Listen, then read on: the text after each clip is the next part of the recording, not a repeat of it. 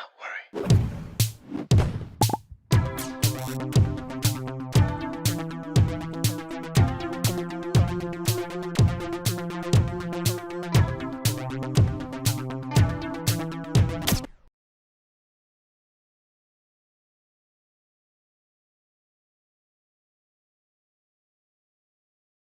Why, hello everyone, welcome to a brand new Do Not Worry stream. I am your host, Anthony, coming to you from the heart of Lebanon in the 09.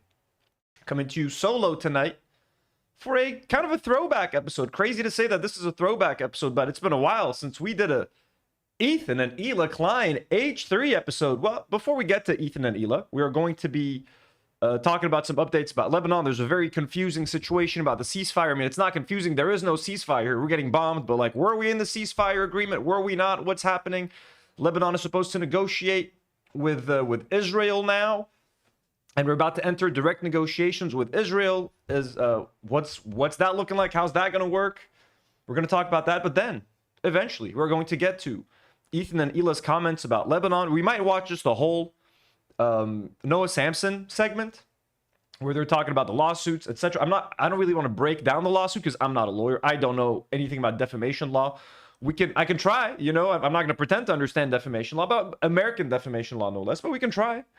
Hello everybody. Haley, AC, Zaytun Zito, the King Coho, Jess Polito, Mac Lopez, Jim, Dried Coconut, Tofu Ricotta, hello. Oxidation, hello. Sarah Hoydet, hello. Claudia, hello. Friend of Crows, hello. Welcome, everyone. Welcome. I hope everyone's doing well. Before we get going, let me just take a second to thank some of our lovely channel members. We have a goal of 800 channel members that we'd like to get to. And I'd like to thank some amazing members. Whether you've been gifted a membership, whether you've been a member for 7 months, whether you've been a member for 1 day, we love and appreciate you. Thank you so much to all of our members for keeping the lights on over here. Members like Zaytun Zito, Z Scop, IDF Kills Children, Jess Norris 6275, That Pink Boy 98, Green Cicada 9680, Nana RR6QX, Becca French 1421, Eye of Odd, Stealth Visible. Is that, yeah, no, Steal This Vibe, oh my god, Steal This Vibe 9208, RVT Daniels, Suma D, Burp Reynolds, The Real Fardello, and Zaza Morte. Thank you so much to our lovely members. We love you members. Get an exclusive members live stream every week. Thank you so much for the support. We love and appreciate you. Also, our lovely patrons, folks. Our patrons also get exclusive content. I just uploaded the Project Hail Mary members live stream to Patreon as well. And patrons also get some exclusive shows like Nour and... I was going to say Kur and Narin. Nour and Karine's... Actually, I'm going to say, you know, Kur and Narin's fantasy board review where they read smut on Patreon. Weird books. The first was Bound to the Alpha. Now they're working on... I forgot what this other book is called, but it's part of like a trilogy or a series. They're about to start reading it. You know what I mean? And they're going to review that on the channel. And I do some Gordon Ramsay reactions there. I've been a bit behind on the Gordon Ramsay stuff just because of war, if that's an acceptable excuse. But to our lovely patrons, our last got-tier patron left standing, Iliad Mujabir, we love and appreciate you. Superhero patrons, Ezekiel B, BB, Fadi Mac, 3 new superhero patrons. We appreciate you guys so much. And a rose for you. Bader, Jordan M, Muhammad Umruwe, blonde patrons like Matthew Bax, who's also a brand new patron. Thank you so much, Matthew Bax. Bomb Venusaur, Lipton Ramen, Dana Ahmad, Alice Akerland, Melissa, and Mario M. Also, abductee patrons like Mother's Milk, Jesse Hyde, Monica, Caitlin Kegla, Tedney, Jamie, Dizzle McFizzle, Samir Adadao, Mars, RC207, and Kung Fu Brisk. We appreciate you. We love you guys. Thank you so much for the support. We cannot do this without our members and patrons. But don't forget, you don't have to be a member or a patron to support the channel, folks. It is more than enough for you guys to simply like the video, subscribe to the channel, become a Do Not Warrior, hop into the live chat, have some fun in there, join our Discord, have some fun in there. Be sure to talk about Lebanon, you know what I'm saying? All that good stuff. If you're watching the replay, leave a comment. We appreciate you. Nogzalotl just throws in a $5 super chat. Thank you so much, Nogzalotl.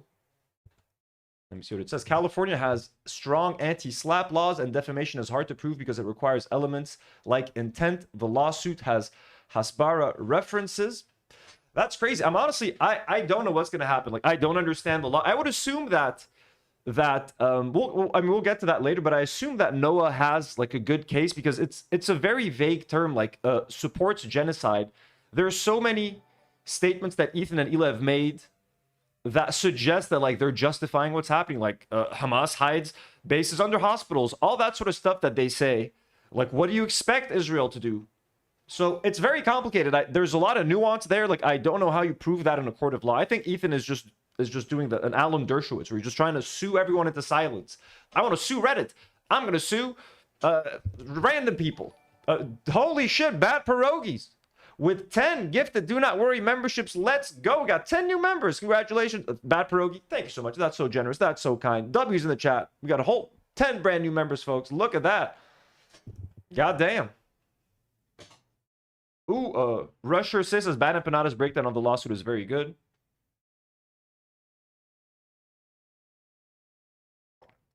Sorry, guys, I'm thirsty as fuck. It's been a while since I've watched some Ethan Klein content. Holy shit. Watching a Bad Empanada H3 video, that takes me back to like, you know, mid-2024.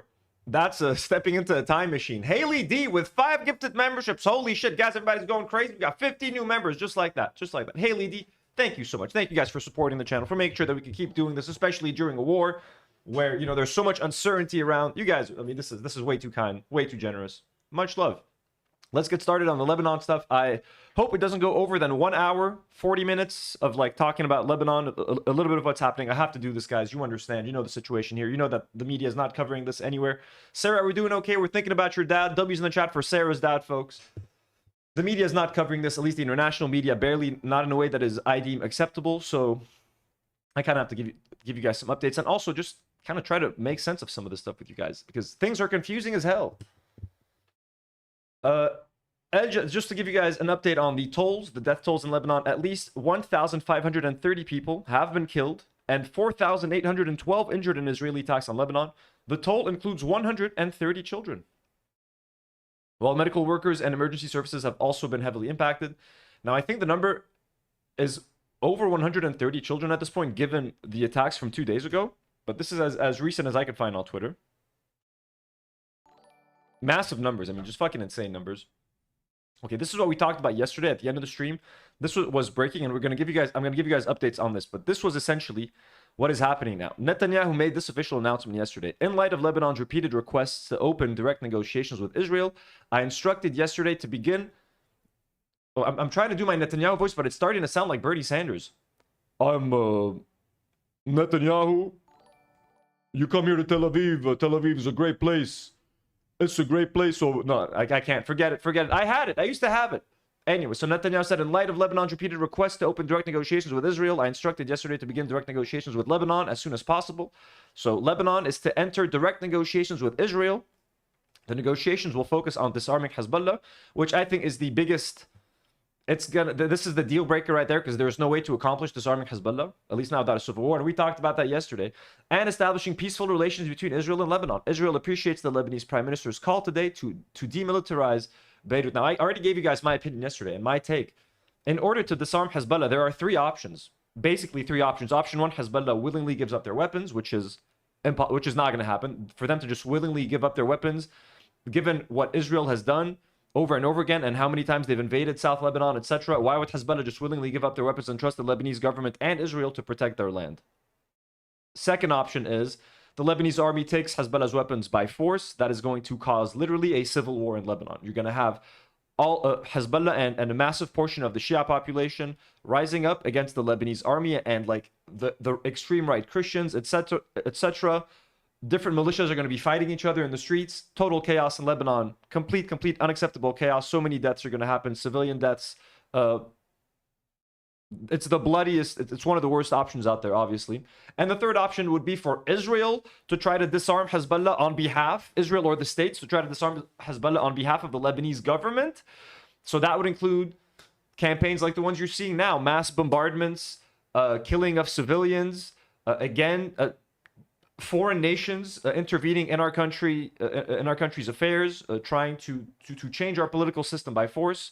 So that is also unacceptable, essentially. So what is going to happen? Who the fuck knows? And also Israel has even claimed that they are unwilling to disarm Hezbollah. Like like last week we talked about how they're like, you know what? We're just going to stay in the south. I'm going to trust the Lebanese government and military to disarm Hezbollah. Their goal is to cause a civil war, which we're going to get to in a second. So anyways.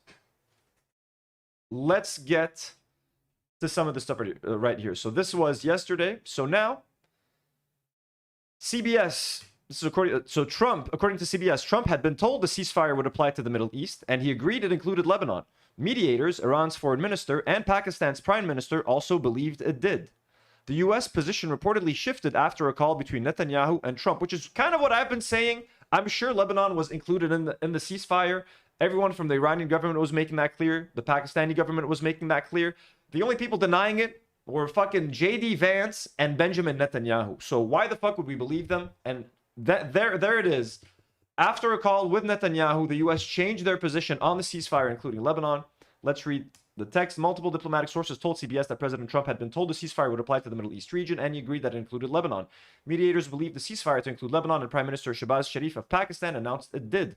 Iran's foreign minister also said it was included. On the day of the ceasefire, a White House official told CBS News that Israel had also agreed with the terms of the deal that Pakistan had helped to broker. However, the U.S. position shifted following a phone call between Netanyahu and Mr. Trump. Two sources familiar told CBS News that the changing U.S. positions and the disjointed regime in Iran are making the diplomacy highly complex. Vice President J.D. Vance told reporters Wednesday that there was a legitimate misunderstanding about the terms of the ceasefire, but he placed blame on the Iranians for misunderstanding that it included their proxy forces in Lebanon. So again, just a complete shit show, confusion everywhere. And we're paying the price right here. Let me see. This is too long to read. Got a lot of talking to do today, folks. Michael Young said the Lebanese-Israeli talks have generated much interest, as they should. Someone in the know told me that it now appears that it will involve a meeting next week between the Lebanese and Israeli ambassadors in Washington in the presence of the U.S. ambassador to Lebanon. Media reports of a delegation led by Simon Karam appear to be, at this stage, premature. The conditions on each side make initial progress difficult. Whatever happens later, and there is the major question of how the Shia community will respond, with Hezbollah saying through Ali Fayyad that they oppose talks but will give their final response after the Islamabad negotiations. I have trouble seeing real progress without a domestic consensus in Lebanon. If Hezbollah rejects the negotiations, Bidri will do the same, and if that happens, my sense is that Jumblat will hold back too. Bidri and Jumblat are two powerhouse politicians here. Bidri is a massive, is like the de facto leader of the Shia now community.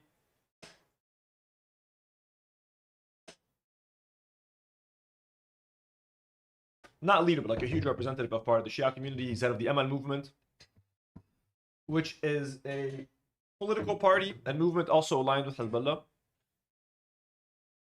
And even if they try to find a middle ground, I've argued that some kind of contact must be undertaken by Lebanon with Iran, because the Iranians will have a major say in what happens with Hezbollah. I understand that the chances of success are slim to none, but if Lebanon is to assert its sovereignty, as it must, it has to impose a state-to-state dialogue on Tehran and take advantage of this fluid moment to see if there are any openings leading to a peaceful resolution of Hezbollah's arms. That's the biggest thing, right? Is there a peaceful resolution to Hezbollah's arms? And should there be any resolution to Hezbollah's arms? Like, ultimately, if our resistance gives up its weapons and we are now bootlicking to the U.S. and Israel, and our military is supposed to be our defenders, but our military is nerfed and we have no rights to defend ourselves, what are we doing? We're essentially giving up our right to defend ourselves. But every time we do defend ourselves via our resistance, we're deemed as terrorists, and our country becomes an open playground for bombardment. It's insane. It must be clear to the Iranians by this time that their support for a party whose military activities are viewed by the state as illegal is a project that only generates deep hostility in Lebanon and does permanent damage to the Shia community. This should raise questions. Okay, so now some people are like, they're trying to make it seem like tides are turning here. So again, it must be clear to the Iranians by this time that their support for a party whose military activities are viewed by the state as illegal is a project that only generates deep hostility in Lebanon and does permanent damage to the Shia community. I mean, it would be true at this point if Iran is still pushing for Hezbollah, if the state is currently trying to go for disarmament, then they are kind of trying to sow chaos in the country. Or at least it's also fucked, guys. It's also fucked. I support resistance. I hate Israel. I also just want peace in this fucking country because it can't handle any war. So it is impossible to even know what to say. What up, everybody? Yeah, I am watching, guys. I am watching. If you guys have liked, make sure to like the stream.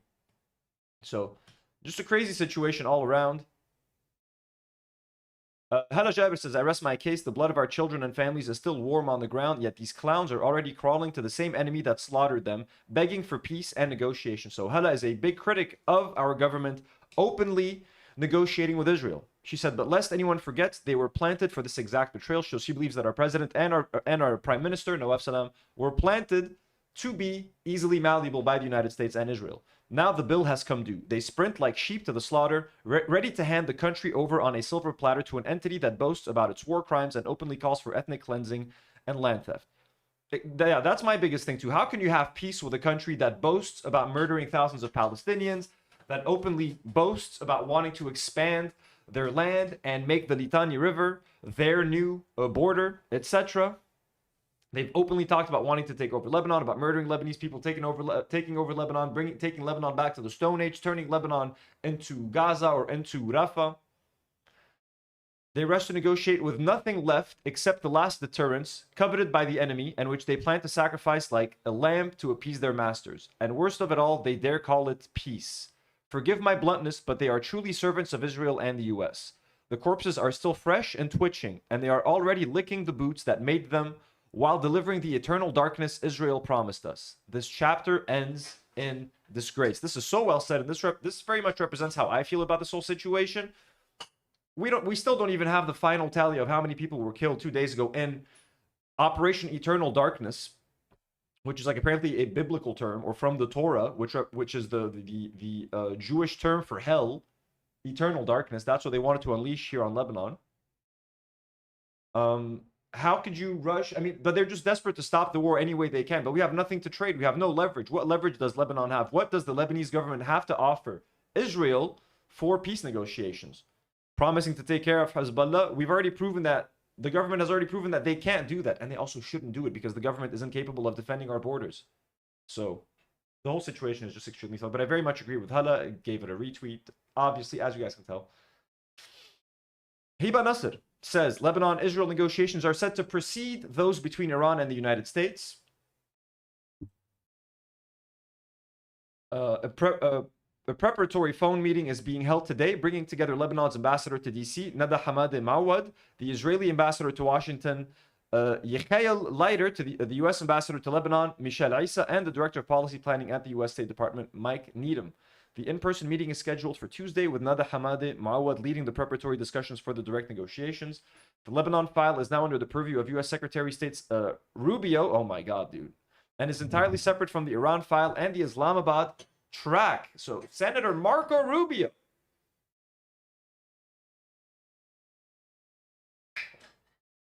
Speaking of being thirsty, and I'm so thirsty because I'm so dehydrated and needing a drink of water. This guy right here is now responsible for the fate of my country. How batshit crazy is that? On foreign policy? This man right here is now responsible. This fucking clown is responsible for the fate of my country. And whether or not we make fucking peace with the devil. America continues to be indispensable. Oh, the way he just... I love it. This is so good. His mouth is so... I'll watch this once a week happily. On foreign policy, America continues to be indispensable to the glow of global... That ain't gonna make your mouth any less dry. In fact, you're taking away moisture. You just got some moisture stuck to your fingers now. Your mouth is more dry. You're more thirsty than before. Liberty, property, and safeguarding human rights. The world is a better... You will not silence me, Israel. It doesn't matter how many times you cut the power. Actually, I mean, I'll blame the Lebanese government for that one. But it doesn't matter. I will persevere. Place when America is the strongest nation on earth. But we can't remain powerful if we don't have an economy that can afford it. In the short time that I've been here in Washington... He's licking his lips. He's thinking about it. He's like, should I reach for that bottle? Do I have time to reach for that bottle? I'm live right now. We can't edit this out. Nothing has frustrated me more than false choices like the one the president laid out tonight. There we go. He does. He's a fuck it. And it's a little bottle. It's a little bottle. That's fun. And just the way he crouches to pick it up. Look at that tiny little, comically small bottle that cannot quench a baby's thirst. Also, did he go to Turkey and get hair plugs? Because his hairline has false choices like the one the president laid out tonight.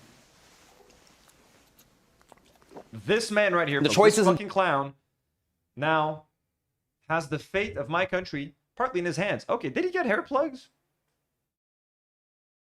Look at his forehead.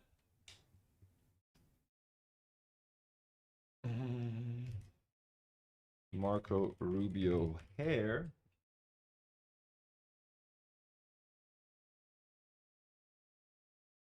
No, I don't think he got hair plugs. No, no.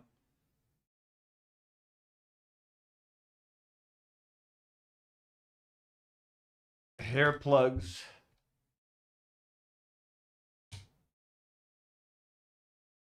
Oh, he might have gotten hair plugs, actually. Yes, he did. Our boy did get some hair plugs, huh? MAGA men accused of plastic surgery.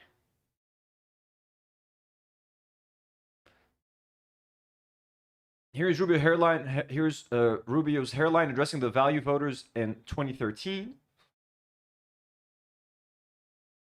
Oh, look at that. He could be using some of those like powder products or whatever. Under the circumstances, Rubio's decision to make his push for the presidency in 2016 made perfect sense, but something has happened in the 26 months since that photograph was taken. Here's Rubio's hairline on stage at the last debate. Okay. He's either using those like whatever they're called, you know what I mean? The like hair fibers. What are you just like? It's like pepper. You spray it on your hair, and it like sticks to your head. Is that what he's using? Anyways, fuck you, Marco Rubio. Idiot with that bottle of water. One more time, just for fun. false choices like the one the president laid out tonight. The choice isn't just between big government or big business. And let's just do the mouth thing again. On foreign policy, America continues to be. I'm gonna make this a move. Hey everyone. Oh, my mouth is a little dry. Hey everyone.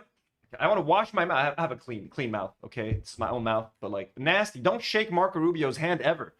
You don't know where that thing has been. Like 2 seconds before you shake his hand, he's like, "How's it going? You want to bomb Lebanon? Okay." Fun times. Elijah makes a good point. It says Lebanon, unlike Iran, has no leverage to negotiate with. The government considers Hezbollah's military branch an outlaw. How can the Lebanese government ask under fire the immoral and genocidal Israel to withdraw from Lebanon and respect its sovereignty, offering what in exchange but further concessions and total submission? I don't want to be totally submitting to Israel. That's not what I want to be doing. I bow to no one. Just like Frodo, Sam, Pippin, and Merry. We bow to no one, just like hobbits, okay? Basic negotiation rule. When one side has no leverage and is hammered, it negotiates with submission and abides by the dictate of the victorious side. The Lebanese government has nothing without its resistance, and amateurish idiocy is not pardoned around the table. So we're kind of fucked, in other words. Haley says, Anthony takes manly water breaks. Of course, I take also like big gulps of water. I got this big, glass bottle right here.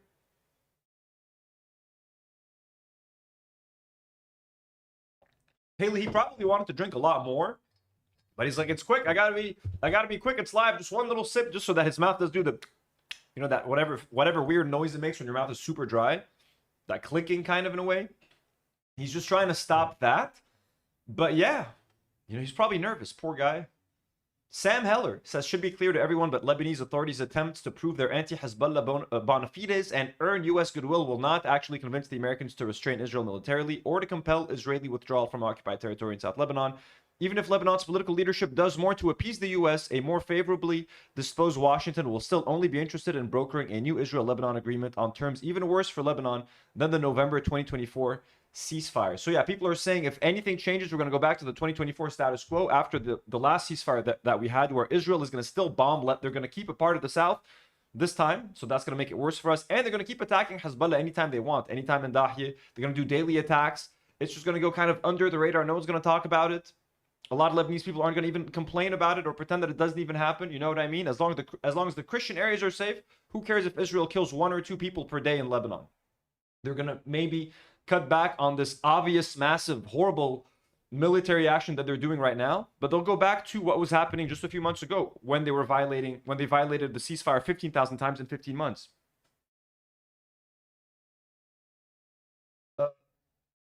Amal Saad says, thread on the upcoming Lebanon-Israel talks. The so-called negotiations set to take place between Israel and the Lebanese government are little more than a thinly veiled weapon of war aimed at delinking Lebanon from the Iran ceasefire and enabling Netanyahu to prolong the war across both Iran and Lebanon. Sorry if this is a lot of reading. These are just very interesting tweets. I'm not finding any interesting video analysis on the situation.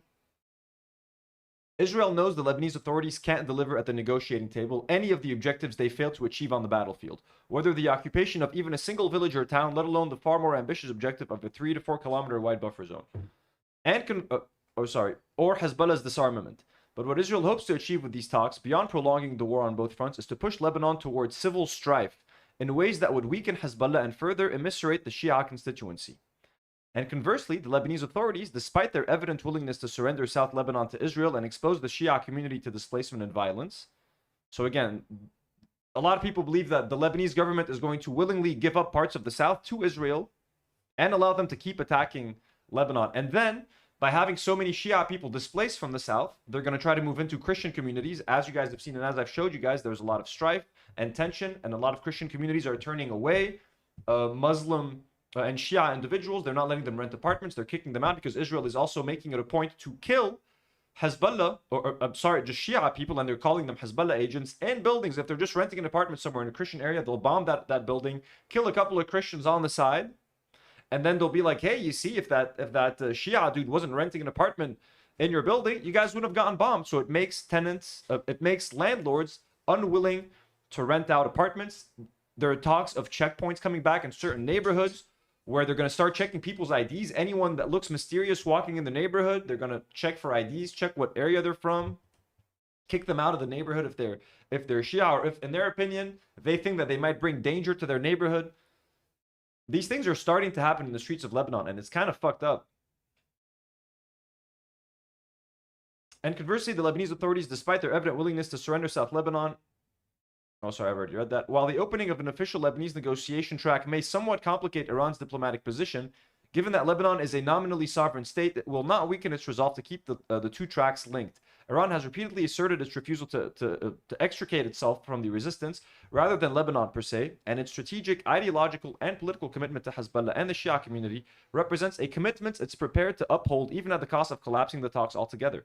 Khomeini's assertion moments ago that we will not give up our legitimate rights in any way, in this regard, we consider the entire resistance front as a single entity, reinforces this argument. Assuming Hezbollah and its Shia base do not move to topple the government in the interim, the most likely scenario is that Israel will pursue these talks under fire, with Hezbollah continuing its resistance while Iran sustains its effective control over the Strait of Hormuz and may escalate further, including direct strikes on Israel if attacks on Lebanon persist. If the war drags on for months, Iran's Hormuz deterrent, combined with its military capacity and social resilience, alongside Hezbollah's military capabilities, will eventually shift the strategic balance and force an end to the war on terms that will go well beyond a simple restoration of the status quo in the region. And the fate of the Lebanese government, which has effectively become a co-belligerent in Israel's war on its own people and territory, will be its loss of political viability in any post-war scenario. From a purely analytical and conceptual standpoint, comparisons to Vichy France do not capture the level of collaboration at play. Vichy, aligned after defeat, occupation had been consolidated and justified its position as a fait accompli, whereas here, collaboration is unfolding during an ongoing war in which Israel has failed to secure even minimal gains, invoking an unprecedented and obscene claim of state sovereignty to justify it. Yeah, this is so fucking long. Nothing less than a war crimes tribunal will do justice to the violations of the Lebanese international. Anyways, as you guys can tell, it's fucked. Okay, we're not negotiating from a place of strength. In fact, we're negotiating from a place of weakness. We have nothing to negotiate with. We have no leverage. In fact, Hezbollah is our only leverage, and we're trying to get rid of it. So horrible. Quick update. This was the final update right now. Significant. Lebanon and Israel are likely to announce a ceasefire after rare direct talks between the representatives in Washington on Tuesday. So perhaps. So yeah.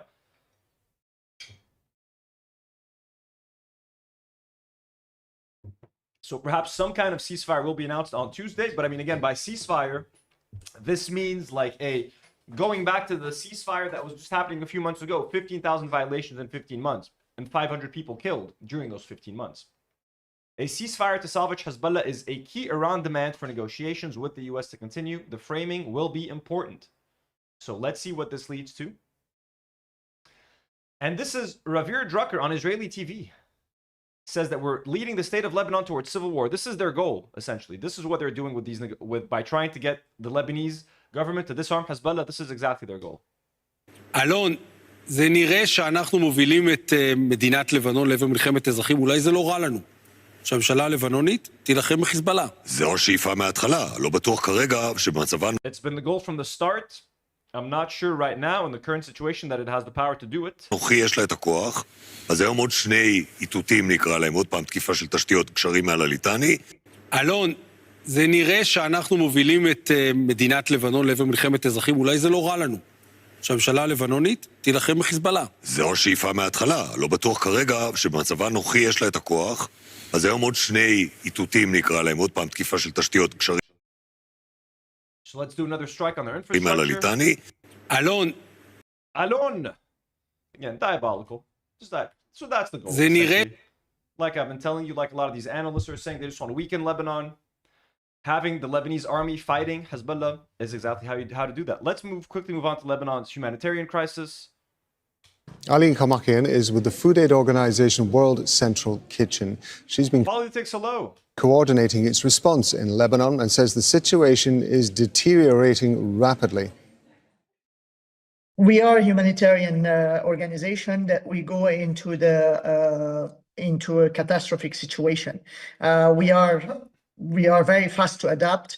Despite the ongoing security challenges, we are continuing to adapt operation in the real time here. We are relocation kitchen wherever we have a new shelter or wherever security permits us. We are partnering with local chefs and restaurants to be able to be fast enough to give a hot, nourishing meal. We're trying to make sure that we don't have a transportation of more than 25 minutes, so the meal is hot and well arrived to the shelters. We're taking extreme security measure to be able to do so.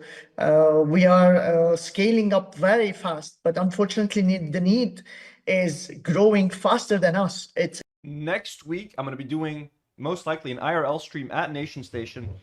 I think Demi's going to try to join me. Obviously, we're going to be doing some volunteering there.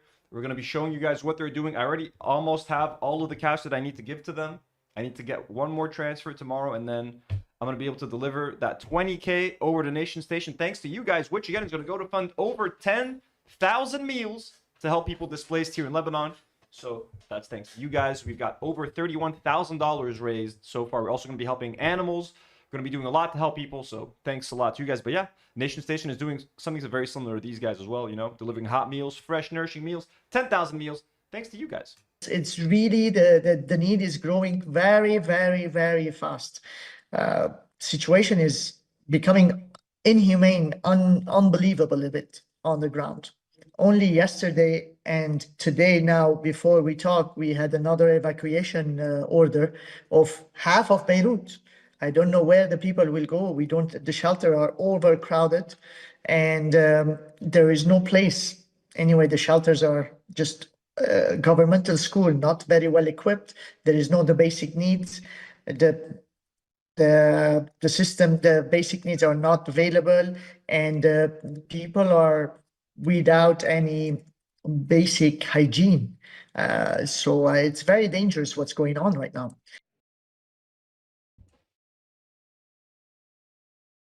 It's pretty fucked up, folks. Just a few updates.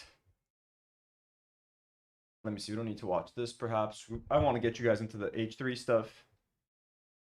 McG says, W Hearts, Lebanon, you guys are incredible. Thank you so much. What really is amazing, and I mean, this, you see that everywhere in the world. Anytime there's a tragedy or like a natural disaster, like an earthquake, people come together. Even in the States, I'm always impressed at how quickly people get together and like start, you know, volunteering and helping their neighbors and stuff. But here in Lebanon, it really is out of necessity because there is no government to provide this stuff. So people really fucking step up here and again, when the August 4th blast happened here in Lebanon in 2020, it was civilians that came here to Lebanon and that came to Beirut and started like sweeping the floors, started going into people's apartments, helping them clean, helping them move debris around. They were cleaning the streets. It wasn't the government. It wasn't anything like that.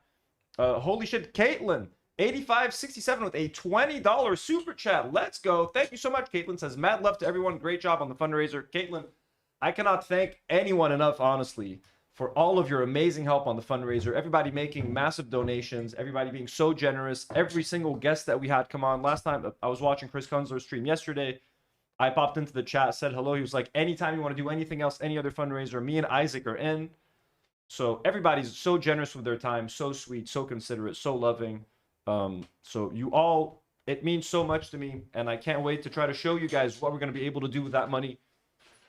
And hopefully we're going to be able to do so much. And people are still donating. Let's open it up. Shuffed.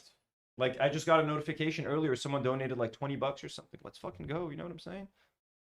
$31,632. Insane money, guys. Insane. Look. That is. Thank you so much. 50 bucks 3 hours ago. Arash, 20 bucks. Katie, $100. Anonymous, 20. Look this. We had an anonymous person give $5,000 2 days ago. $5,000. This crazy person. We got anonymous with $250. We got William with a $50. Catherine with a $25. Kai. So people are still donating. So also I want to extend a big thank you to the people at Shuffed, because I know they're also trying to help out behind the scenes, making sure that their community of like over 3 million donors get to see this fundraiser. So it's fucking awesome.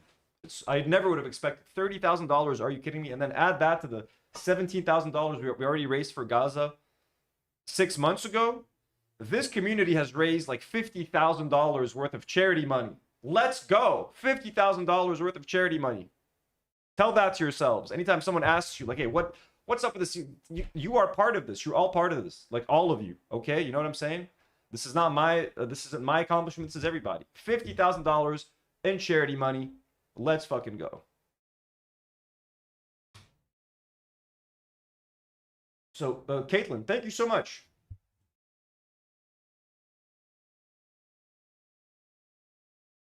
Govan says, not impressed. Not impressed by what? 00 Govan 00. Prime Minister of Israel is here, just confirming that Lebanon is not involved in the ceasefire, in case anyone was confused. תושבי הצפון היקרים, אני גאה בכם. אתם ממשיכים לעמוד איתן. אני מבקש לומר לכם, אין הפסקת אש בלבנון. אנחנו ממשיכים להכות בעוצמה את חיזבאללה, ואנחנו לא נעצור. תושבי הצפון היקרים, אני גאה בכם. Yves Gibran, who's been a member for 6 months, thank you so much, Yves. Says, respect and been here since your weekly Thursday episodes. Thank you so much. Yves is an OG, y'all. I recognize you in the chat, Yves, of course. Not able to name any countries or anything related to this war for some reason. Yeah. So, someone said that if you switch the live chat to live chat instead of top chat, that might help you get away with some more names or words. Just look, someone just donated 25 bucks right now. You guys are crazy.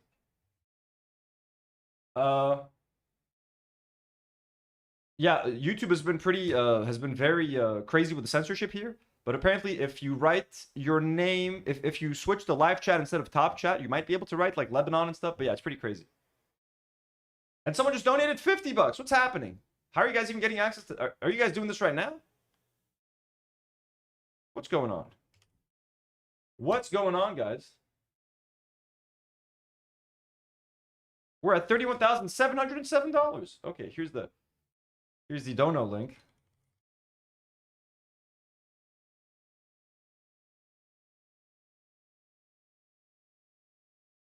Pin message. Who've been out here making donations? Reveal yourselves.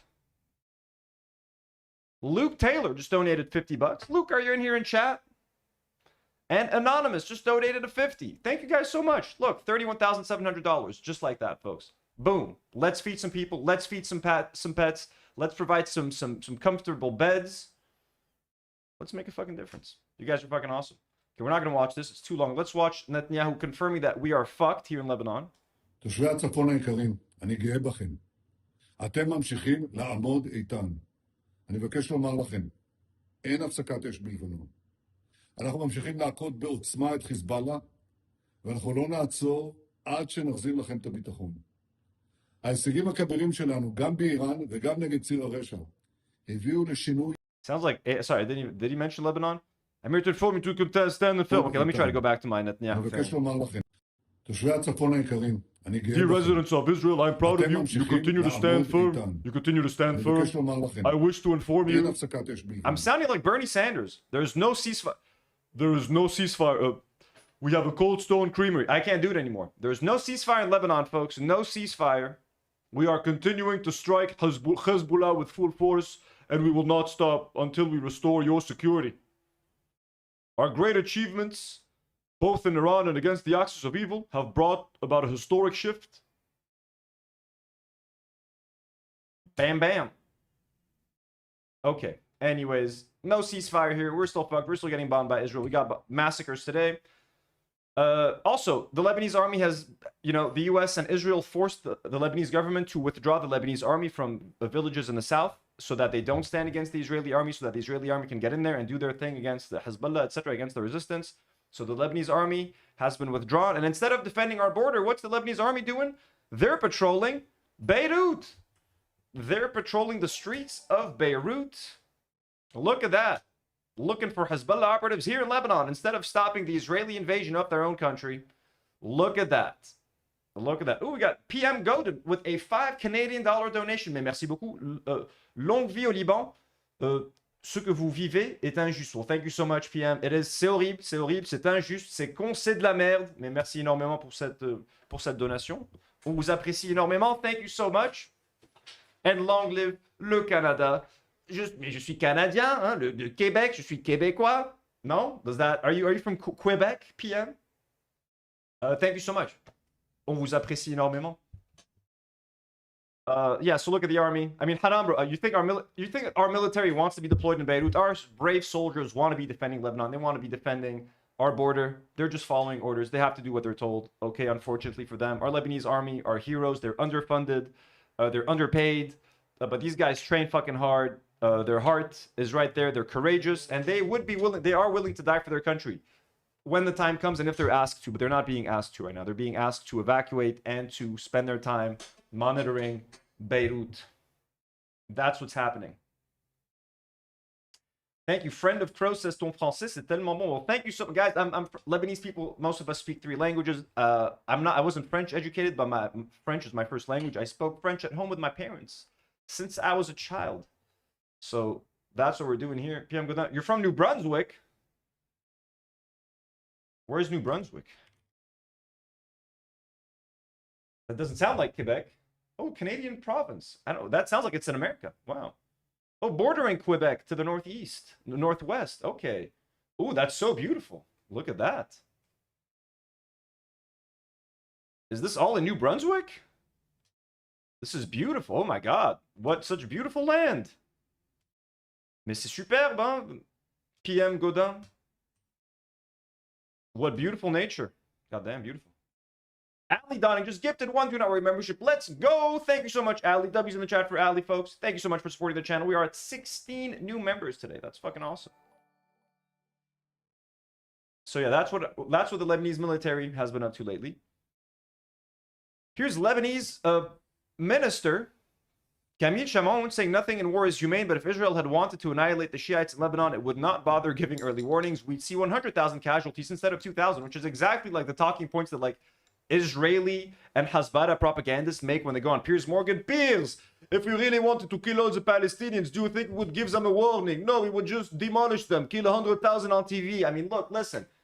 People are already calling you insane genocidal motherfuckers with what you're doing. You think the world would like... I mean, they would probably sit by given what happened in Gaza. But like, if you were killing 50,000 people a day, I think people would kind of try to maybe stop what's happening. You know what I mean? So they try to make it not obvious. They try to prolong the genocide. Kill people slowly but surely. You know what I mean?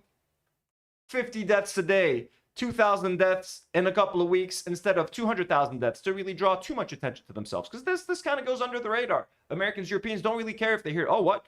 300 people died? It's fine. Aren't they? Isn't this then they bomb a Hezbollah stronghold? We're good. It's fine. Just kill them all. They don't care. Okay? They're not going to be out there killing 100,000 people on live TV, man. You crazy? You crazy? بعد في خطوة تصعيدية زيادة فينا نعملها في حال إيران ما لبت هو موضوع تجميد العلاقات بين لبنان وإيران. يلي هو كمان حق مشرع لنا لانه الجماعه عم يزرعوا عنا سم. بتصور لو الجيش الاسرائيلي ما كان عطى علمه مسبق بالمناطق يلي بدها تنقصف، قديش عدد الضحايا الابرياء كانوا ضرب 100. ما رح اقول لك انه The Israelis are so humane. فيها شيء انساني، بس على القليله لما بيحسبوا حساب. At least they take into consideration the number of innocent victims when they bomb, you know, civilian homes. It serves as some sort of reassurance. Well, I'm glad you feel reassured. Hold on, is this, I think, if I'm not mistaken, isn't this the brother of Danny Shamon? Or his son? I think he's his brother. Danny Shamon was murdered many years ago in a very tragic, like, murder. His whole family was murdered. I think their daughter survived. Let me look it up real quick.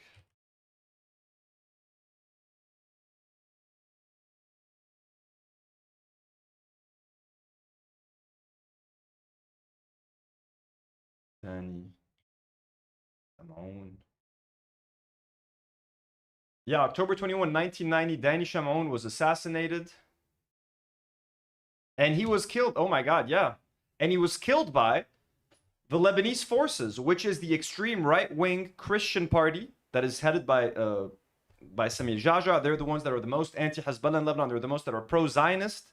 Okay, so this guy is now siding, technically, with the people that killed his brother. That is the ultimate cuck move, if you ask me. So this is his brother, Danny Shamon. Danny Shamon used to be, I think, a family friend of my parents. Like, my parents used to know him and his wife. What happened to them was very tragic. Danny Shamon was a prominent Lebanese politician, a Maronite Christian, the younger son of former President Kamil Shamon, and brother of Dori Shamon. Okay, so no, this is not. So this might be their cousin or something. Kamil Shamon. I don't think he's his brother, but this guy is. So this is the son of Kamil Shamon. So who is this guy? Shamon was also a politician in his own right. He was murdered on October 21st, 1990. I was born in 1990, so damn, at the age of 56, along with his family. Yep, Danny Shamon. I think their daughter like hid in the closet and was the only survivor. Death on October 21, 1990. Shamon, his second wife Ingrid Abdel-Nour, and their two sons Tariq and Julian were all shot dead in their apartment. Shamon was survived by his two daughters Tracy and Tamara, 11 months old at the time of the massacre. Damn, so I guess her mom hid her in the closet. Shamon's eldest daughter, Tracy, had been overseas at the time of the massacre, while his youngest daughter, Tamara, survived. Damn, very sad. But yeah, this guy, if he's related to Danny Shamon, he's literally citing and he's making the same arguments that the pro-Zionist Lebanese party of the politicians would say.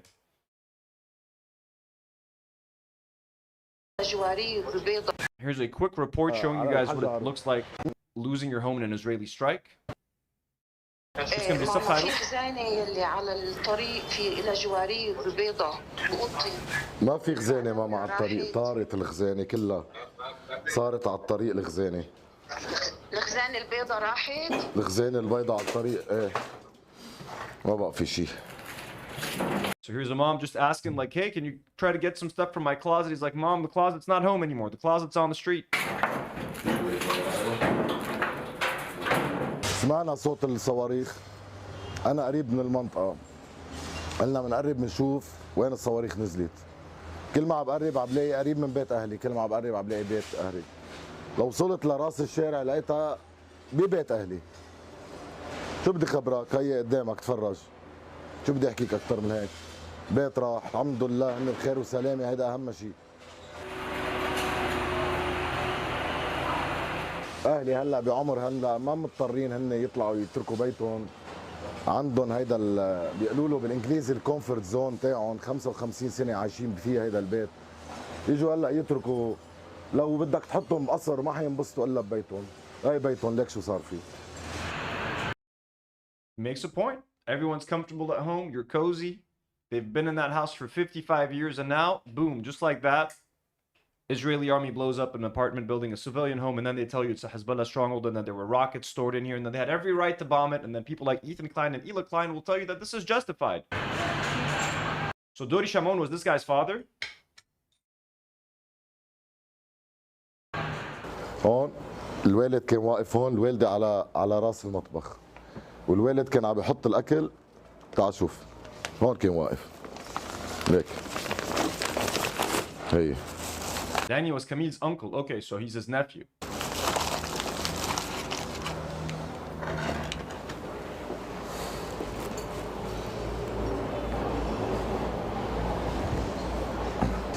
وصلت على الدرج لتحت، ما كنا نقدر نطلع على المدخل. صرت صرخ افتحوا افتحوا، المدخل مسكر مكسر. نطينا مطرح الردم، عم بقول لهم حدا نزل من السابع، قال بابا في سابع. طبعا هون واحد بجن، شو بابا في سابع يعني؟ اهله راحوا. ما رديت، دفشت العالم وركضت على الدرج وطلعت.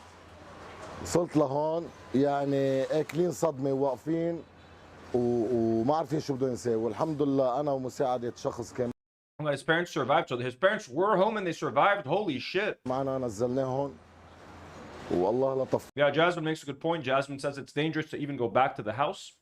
Half destroyed, it can collapse. Exactly. Yeah, a lot of these buildings are going to be condemned and are going to have to be destroyed. فيهم الحمد لله رب العالمين. وديناهم على المستشفى، إصابات يعني متوسطة.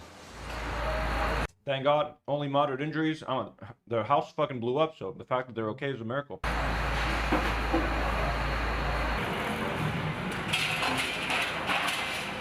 ذكرياتي هيدي الأوضة اللي ربيت فيها، يعني بتطلع بالسقف. هيدا كنت أقول بقى نايم بتطلع بالسقف، بتطلع بالغزاين. شو بدي أقول لك، هيدي أوضتي، هيدي حياتي. هون ربيت أنا، هون ربيت أنا وإخواتي.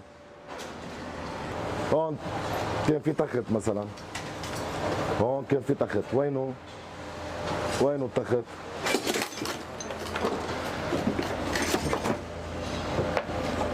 يعني لو الوالدة كانت بهاي الأوضة أو الوالد كانوا راحوا. Look at this dude. Yeah. What the fuck? Look at the walls, man. Like, how's this thing even holding together still? Completely open. This whole wall, the glass, everything facing out the outside of the neighborhood, completely gone. This is insane. هون كان تختي أنا.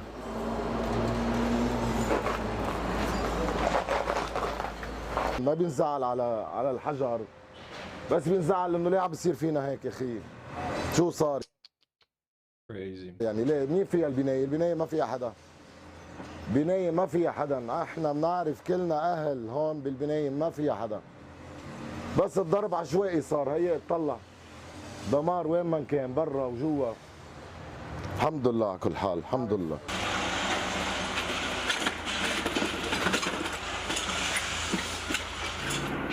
عم ظبط، عم نجرب نطلع الهويات تبع الاهل، الباسبورات، نجرب نطلع اي غرض لهم يعني يقدروا يستفيدوا منه. بس ما اكثر بقى. شو بدك تشيل؟ شو بدك تشيل؟ طلع صور فوق. شو بدك تشيل؟ شو بدك تشيل؟ كله راح، ما كله ما له عازي بقى. Oh my God, just abandoning everything, bro. Everything that these people have worked so hard for. 55 years, someone in the chat was saying 55 years worth of memories, just all gone just like that. Marina, yatik al-afia, guys. Marina, our very own nurse here, having to deal with overflowed hospitals and shortages, equipment shortages, blood shortages. I can only imagine what it's like right now in the hospital and in these emergency rooms. Yatik al-afia, Marina. Also, today, this is a new message from one of the IDF spokespeople, Avishai Adrei, warning against Hezbollah using ambulances to transport equipment. So basically, again, manufacturing consent for Israel to bomb hospitals and ambulances. They've already manufactured consent to bomb schools, and now they're like, hey, look, Hezbollah. So here's what he's saying. Urgent and dangerous warning. We reiterate that within the framework of its terrorist activities, Hezbollah is making extensive military uses of ambulances. Based on this, we warn once again that the military use of medical facilities and ambulances must be stopped immediately, and we emphasize that if this conduct is not halted, Israel will act in accordance with international law against any military activity carried out by the terrorist Hezbollah using those facilities and ambulances. And is anyone going to question Israel when they bomb an ambulance or a hospital? No, because they'll just say, hey, there's Hezbollah activities happening there. We're good to go. Bam, that's all you have to say. Hezbollah activities, we're good. So that's happening now. That's fun. Also, they've already murdered over 50 healthcare responders and professionals here in Lebanon. So over 50, they've already done that. They have been doing this since the start of the war. Now they're just justifying it for the next 50. They're just reminding people, hey, by the way, the reason we're bombing ambulances, that's why. So it's not like they haven't been doing this. They have. Now, this just happened today. Israel dropped bombs on an ambulance in Tyre, South Lebanon, assassinating an entire medical team, not a battlefield, not a weapons depot, an ambulance. They're making sure people can't get access to health care, life-saving care.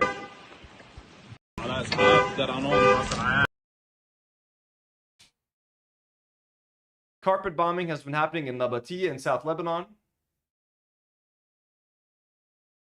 Look at these precise, targeted hits.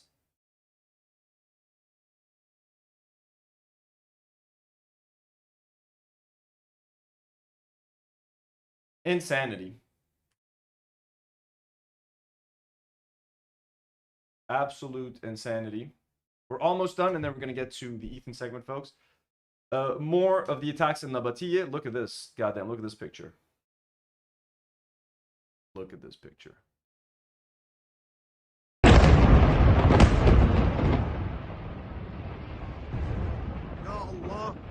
Ya Allah.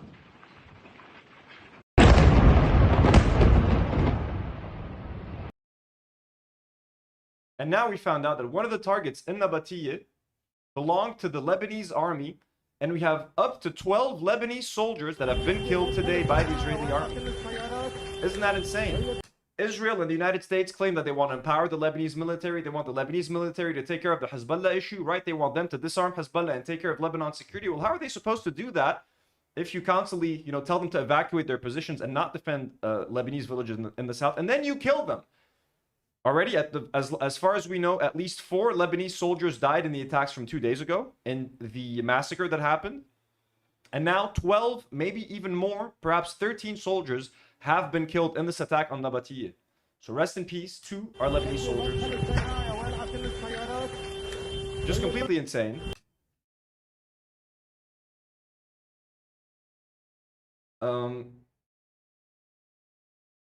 Yeah. And here's another video, finally. Breaking local reports of a massacre in Nabatea, South Lebanon, after Israel targeted the vicinity of the government Sarai in Nabatea, which houses Lebanese government offices, civil registration records, and which serves as the main government building for the city.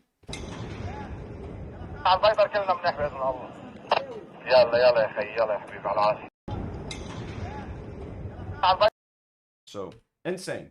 Anyways, folks, we're done. Thank you for listening to what's happening here in Lebanon. Just as a quick conclusion, no ceasefire here. Lebanon is supposed to negotiate with Israel in a few days. We're going to see what happens, but the biggest condition is going to be disarming Hezbollah. Disarming Hezbollah is practically impossible without leading Lebanon to civil war. So how the fuck is that going to happen? How's that going to work? Is Israel going to keep the parts of the south that they've already taken over? What's going to happen? Lebanon is now in a very volatile and just unknown position. Okay, are we going to go back to the status quo? Are they just going to do another ceasefire like we've been doing for the past 15 months? They're still going to attack Lebanon. They're still going to attack what they claim to be Hezbollah targets, willy-nilly, fly over our airspace however they want, while the Lebanese government gets to try to maintain some form of peace. We'll find out, and I'll be here to give you guys all of the updates. Now, moving on to a topic we haven't talked about in a while, because there's frankly way more important things to talk about, which is the war in the region and Lebanon. Yeah, by the way, we're getting donations. If any of you guys here in the live chat are donating, thank you so much. People like Noah Livingston, Anonymous. Everybody being anonymous today, thanks so much. We're at $31,812. That's fucking crazy, y'all. It's crazy. Thank you guys so much. Let me open up the H3 YouTube channel, shall we? H3 podcast.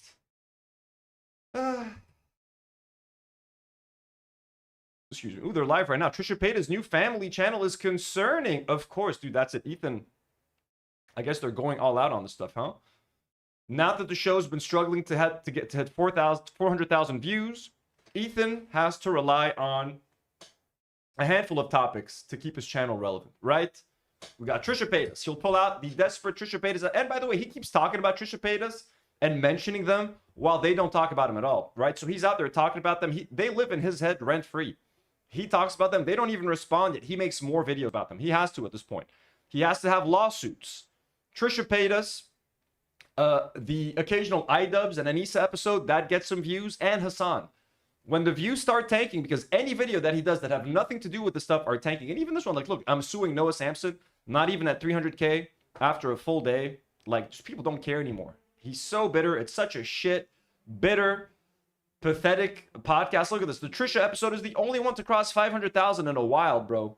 Like, even the Trisha stuff isn't doing what it used to do. So, like, this used to get him, like, what, 800K? At least last year when he was desperate, he would make a Trisha episode.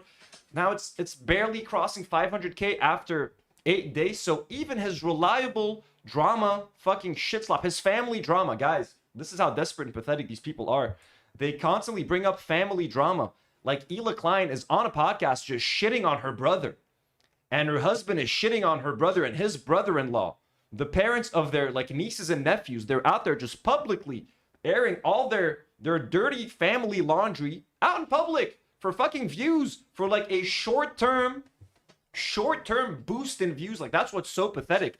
They're causing long-term, potentially irreparable damage to their family life. Like, their kids are going to find these videos in 5, 10, 12 years. They're going to come across these clips of their dad shitting on their uncle on fucking YouTube and on fucking TikTok for, like, a little boost in views. Like, you're putting your family stuff out there in the open and openly criticizing your brother-in-law and his wife for 11K live viewers. Like, is that really worth it, Ethan? Have a little bit of dignity. Have a little bit of, I don't know, ethics and morals. What's up with this? Like, genuinely, are H3 fans, like, genuinely enjoying this? And this is, like, they're microwaving, like, 4-year-old drama at this point. Like, when did Frenemies end? Like, when did Frenemies end? Stop. And Leftovers ended, like, over 2 years ago. He's still microwaving the Hassan drama. Let's talk about Hassan again. Noah Samsen, like, he tried to eke out a lawsuit right before the statute of limitations ended, just to make an episode out of it and juice his views temporarily. And now there's a whole fucking lawsuit coming. You know what I mean? Like, that's what's funny too. Like, his old faithfuls, the topics that he would jump on to get views at the last second. Like, you know what, my regular goofs, no one's watching the goofs and gaffs anymore, so let's hit them hard. Let's get a reliable topic and get the Asmongold audience to watch. No one cares. Even Trisha Paytas videos, no one cares anymore. The iDubbbz videos, no one cares anymore. No one gives a shit anymore, Ethan. So just to talk about that, like, the show is over. And I predict that the H3 podcast will cease to exist within possibly in 1 year, but I don't think so. But in 2 years, I think they're going to quit the H3 podcast. Once they're only getting 400,000 to 300,000 views per episode, which they're on the trajectory to do, they're going to get to a point where they're getting less and less views.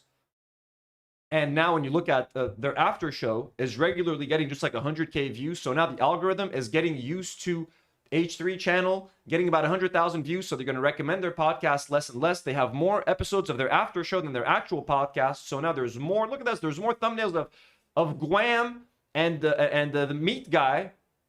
You know what I mean? Epic Mealtime. There's more thumbnails of them and more videos with 100,000 views than everything else that they're doing. So this is slowly becoming the main show of the channel. Maybe he'll try to find replacements. Maybe it'll become like a crew-centered show, and like Guam and Epic Mealtime will become the main host, and Ethan and Hila just take a back seat because they're sick of being called Zionists on the internet. By the way, Ethan, if you don't want to be called a Zionist, maybe stop suing people who are very pro-Palestine and who have raised money for Palestinian causes.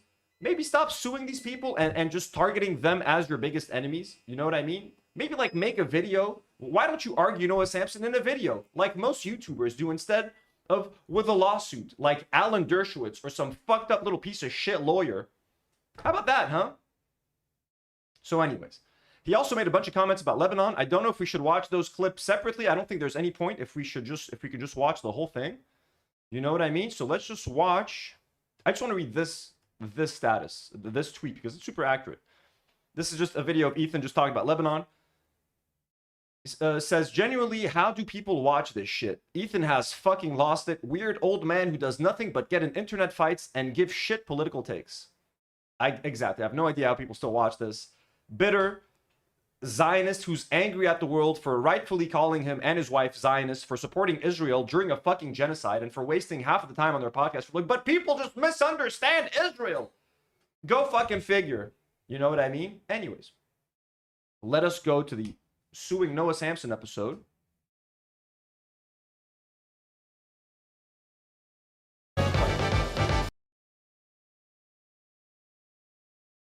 Reading the lawsuit. Oh my God. Topic introduction, Noah Samsen. So then he's reading the whole lawsuit. Jesus Christ. Back to Noah Samsen. Does the Theo Von stuff come up here? Where does this come up? If the Lebanon stuff doesn't come up here, I will pull it up, separately. Like, when do they get into Theo Von? Is it that much later in the stream? Oh my Lord. Anyways. Where did you start talking about this? Nobody should be surprised. This is me. By the way, I think I missed a super chat. Lemon Mint Cat sends a $2 super chat. Thank you so much, Lemon Mint Cat, for the generous dono. Says dirty laundry is very Netanyahu coded. Who's dirty laundry again? Oh, dirty laundry is what? Is that what I said? Ethan has 15 lawsuits ongoing according to Bad and Panada. Damn, really? That's crazy. We'll watch the Bad and Panada video if there's time. This is gonna be a relatively long stream, so we're already an hour in. There's at least 2 more hours to go. Following through on a promise I made a year ago. Oh, Samsen. Very integral part of suing somebody. We were under the radar. We filed it, and and so we waited, and on the day of, or the day before the statute expired. So I'm gonna just go back to the beginning. I don't know when he starts talking about this. And I think he probably thought that it had blown over. I think a lot of people probably thought it blew over. Today we are discussing old friend of the show, Noah Samsen. That's right. Spoke about. It's been a while since I spoke about deer. Guys, I'm just gonna take a 20-second bathroom break. I'll be right back.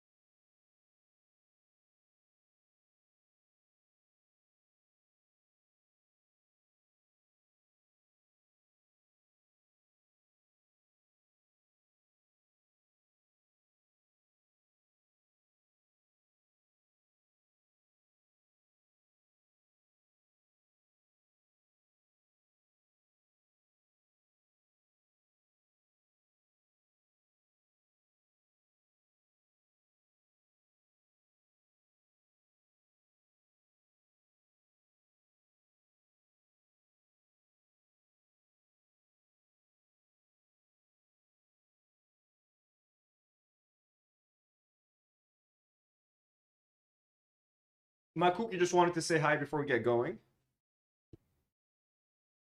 My cookie. He misses being here. He misses chilling with you guys. I think I can bring him back. I'm just going to train him not to touch. I put the bonsai tree outside. I'm just going to train him not to touch the Lego sets. I can't train these guys worth of shit, but we can try. Machusi? Say hello, Maki. Okay. Yeah, let's go. He wants to go. Bye, Maki. It's a bunch. It's a bunch. It's such a little baby. I know you guys miss Maki. It's been a minute. And he misses you guys as well. All right. And Nata misses you guys too. Okay, let's get back into this. All right, launching into the Ethan Klein versus Noah Samsen. Then they're going to talk about Lebanon. I'm here to respond. As you guys know, you ex-Lebanese fan of H3, etc., etc. You know the deal. We don't need to go over it again. Okay, let's go. Friend Noah Samsen, who had a penchant for accusing me of being pro genocide. He thought it was cute. He thought it was fun throwing around such kind of heinous accusations, right? This guy supports genocide. In fact, he had even a video called "The YouTubers That Supported a Genocide" with me in it. And you know, it's not my birthday. I don't know why someone commented that it was my birthday or something. It is not my birthday, folks. That's the world we're living in. And excuse me. In fact, here, I just Googled his name. You can see here I made a promise to him March of last year. And I think he probably thought that it had blown over. I think a lot of people probably thought it blew over. In fact, the statute of limitation is passed. But I, of course, kept a close eye on that. Notice how quiet everyone is. No one in the crew is saying anything. Those are the vibes right now at the H3 studios. Like, oh, here's the boss talking about another one of his lawsuits against another like popular young creator that everyone likes and who stands up for good causes like being pro-Palestine. He raised $400,000 for Palestine. Let's sit here while our boss talks about his lawsuit against this very well-liked young creator in great detail for views on YouTube, as our show garners more of a right-wing, shitty fucking Asmongold style, Sam Hyde style audience. PM Godin with another $5 donor. Thank you so much, PM. Says, Ethan is insufferable. How can people still listen to this? They're just bitter. They're bitter people who enjoy this kind of content, who enjoy just Ethan going after people. At this point, there's no other substance to the show rather than Ethan and Hila being out like full revenge, being petty. You called us this. We are now going to go all out against you and try to ruin your lives in any way we can. You see the statute of limitation also notice he's coughing more than usual. Anytime Ethan talks about these lawsuits or anytime he talks about Hassan, you'll notice his tics. I think it is related to stress. So you could clearly tell that like these topics and talking about this stuff affects his health negatively. Like it's adding stress to his life. Like, you know what I mean? And again, I don't want to sound offensive when I say that. I am not an expert on Tourette's, but as a viewer, I have always observed, and it's always so easy to notice, that his tics go up, his coughing increases. And you can tell that he's like uncomfortable while talking about this and kind of stressed about it and kind of anxious. And he's kind of overthinking it. So in my interpretation as a non-expert of the situation, and as someone who definitely, I'm not trying to make light of his situation. Everyone who has Tourette's or a disability like that must be very hard and very annoying, for sure. But I'm saying this is like someone like it's a sign that it is affecting him negatively. Notice how, like, he doesn't cough this much. I haven't watched the show in a while, but like when he's talking about like goofs and gaps, there are still tics, but there's less of the coughing, all of that, okay? I always notice the tics being worse when he's talking about these sorts of things. And certain complaints like defamation and the such, if you don't sue within, I think it's a year of the defamatory claim, it blows away like dust in the wind. But no one's laughing. He's trying to be funny. He's looking around to see if someone's laughing. Like fucking insane shit. And awkwardly, it's silent as hell. And again, he's not making a joke about like a light topic. He's making a joke about suing someone. Dust in the wind. Anyone laugh? No, Ethan. No one's looking around for laughs. But no one cares, Ethan. No one's laughing. No one's laughing.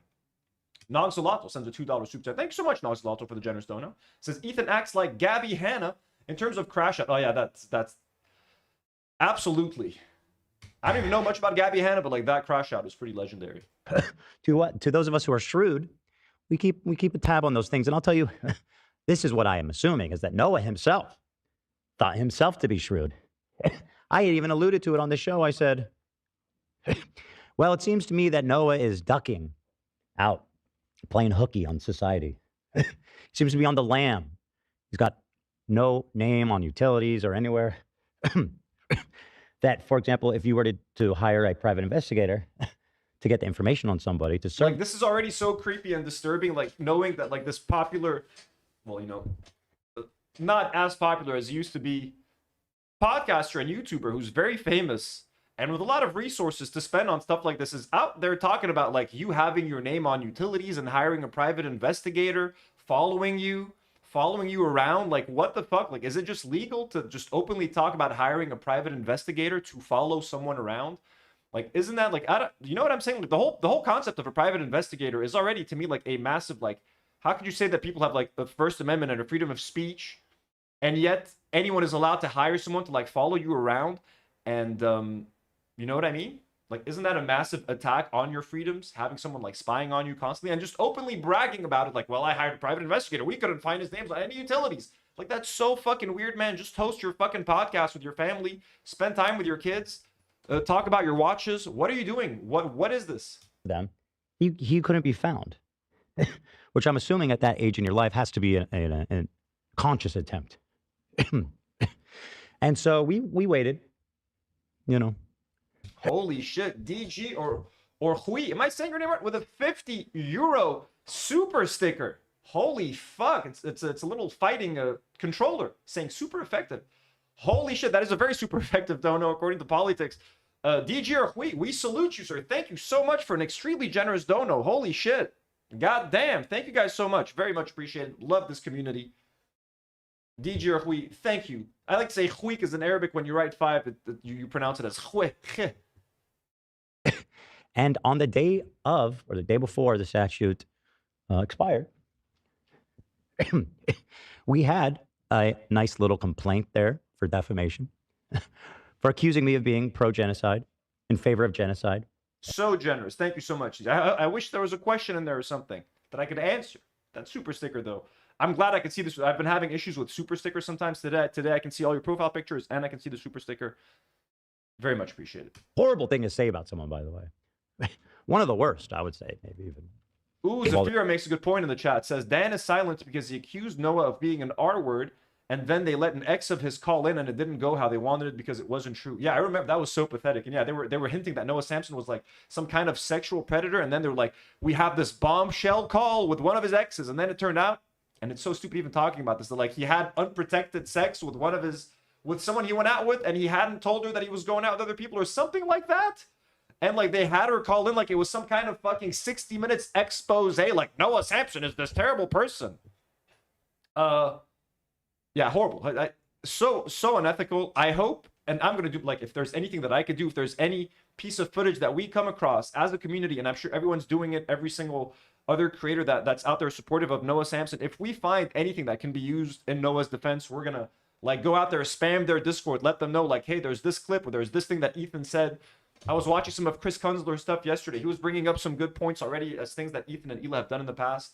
So we're going to be out there helping, you know what I mean? Whatever we can do to help Noah. And if it comes to raising funds to pay for the lawsuit, you know, we have to stand there for our brothers. And again, I hope he has, I don't understand much about American defamation law, but I don't think it's that cut and dry to prove this stuff in court. Like, I don't think Ethan is going to pretend that it's a slam dunk. And he also wants to deter people from donating to Noah Samsen because he's like, well, they saw what happened in the Casey-tron case, so now people aren't going to want to donate because they're going to know that he's going to have to just give me that money, so they're going to, that's the game he's going to try to play. The things you could say about someone, you know. Well, we filed it, beating the statute by about 1 day. Now, most of the time people see these immediately, but we were under the radar. We filed it in Orange County, I believe, which is not trolled by media and press. So it went under the radar. Nobody even saw, until now, in fact, nobody knew that I was even suing Noah Samsen. Well, he knew since a couple of days ago, since he was served. But he's the lawsuit podcast, the litigation podcast. You guys want to watch a new episode of H3 where I go into detail about how I'm suing this young creator to financially harm him. The only one. Let me take a sip. He said things that I'm incapable for some reason of disproving in a video and just calling him out and making a video response. No, I'm taking him to court. Is Mudahar involved in this? I didn't pay attention. Didn't Mudahar say that he also wanted a piece of the action or whatever? It's pretty refreshing. What flavor is that? The only one that matters, Tom. Damn right. Strawberry lemonade. I know, yeah. Casey-tron didn't lose. And I'm all for Casey-tron settling and being done with this whole situation, being free of this maniac. Shut up. With caffeine. Shut up, Tom. All right, chill. Relax. You wait your turn. All right, Dubs. Get in line.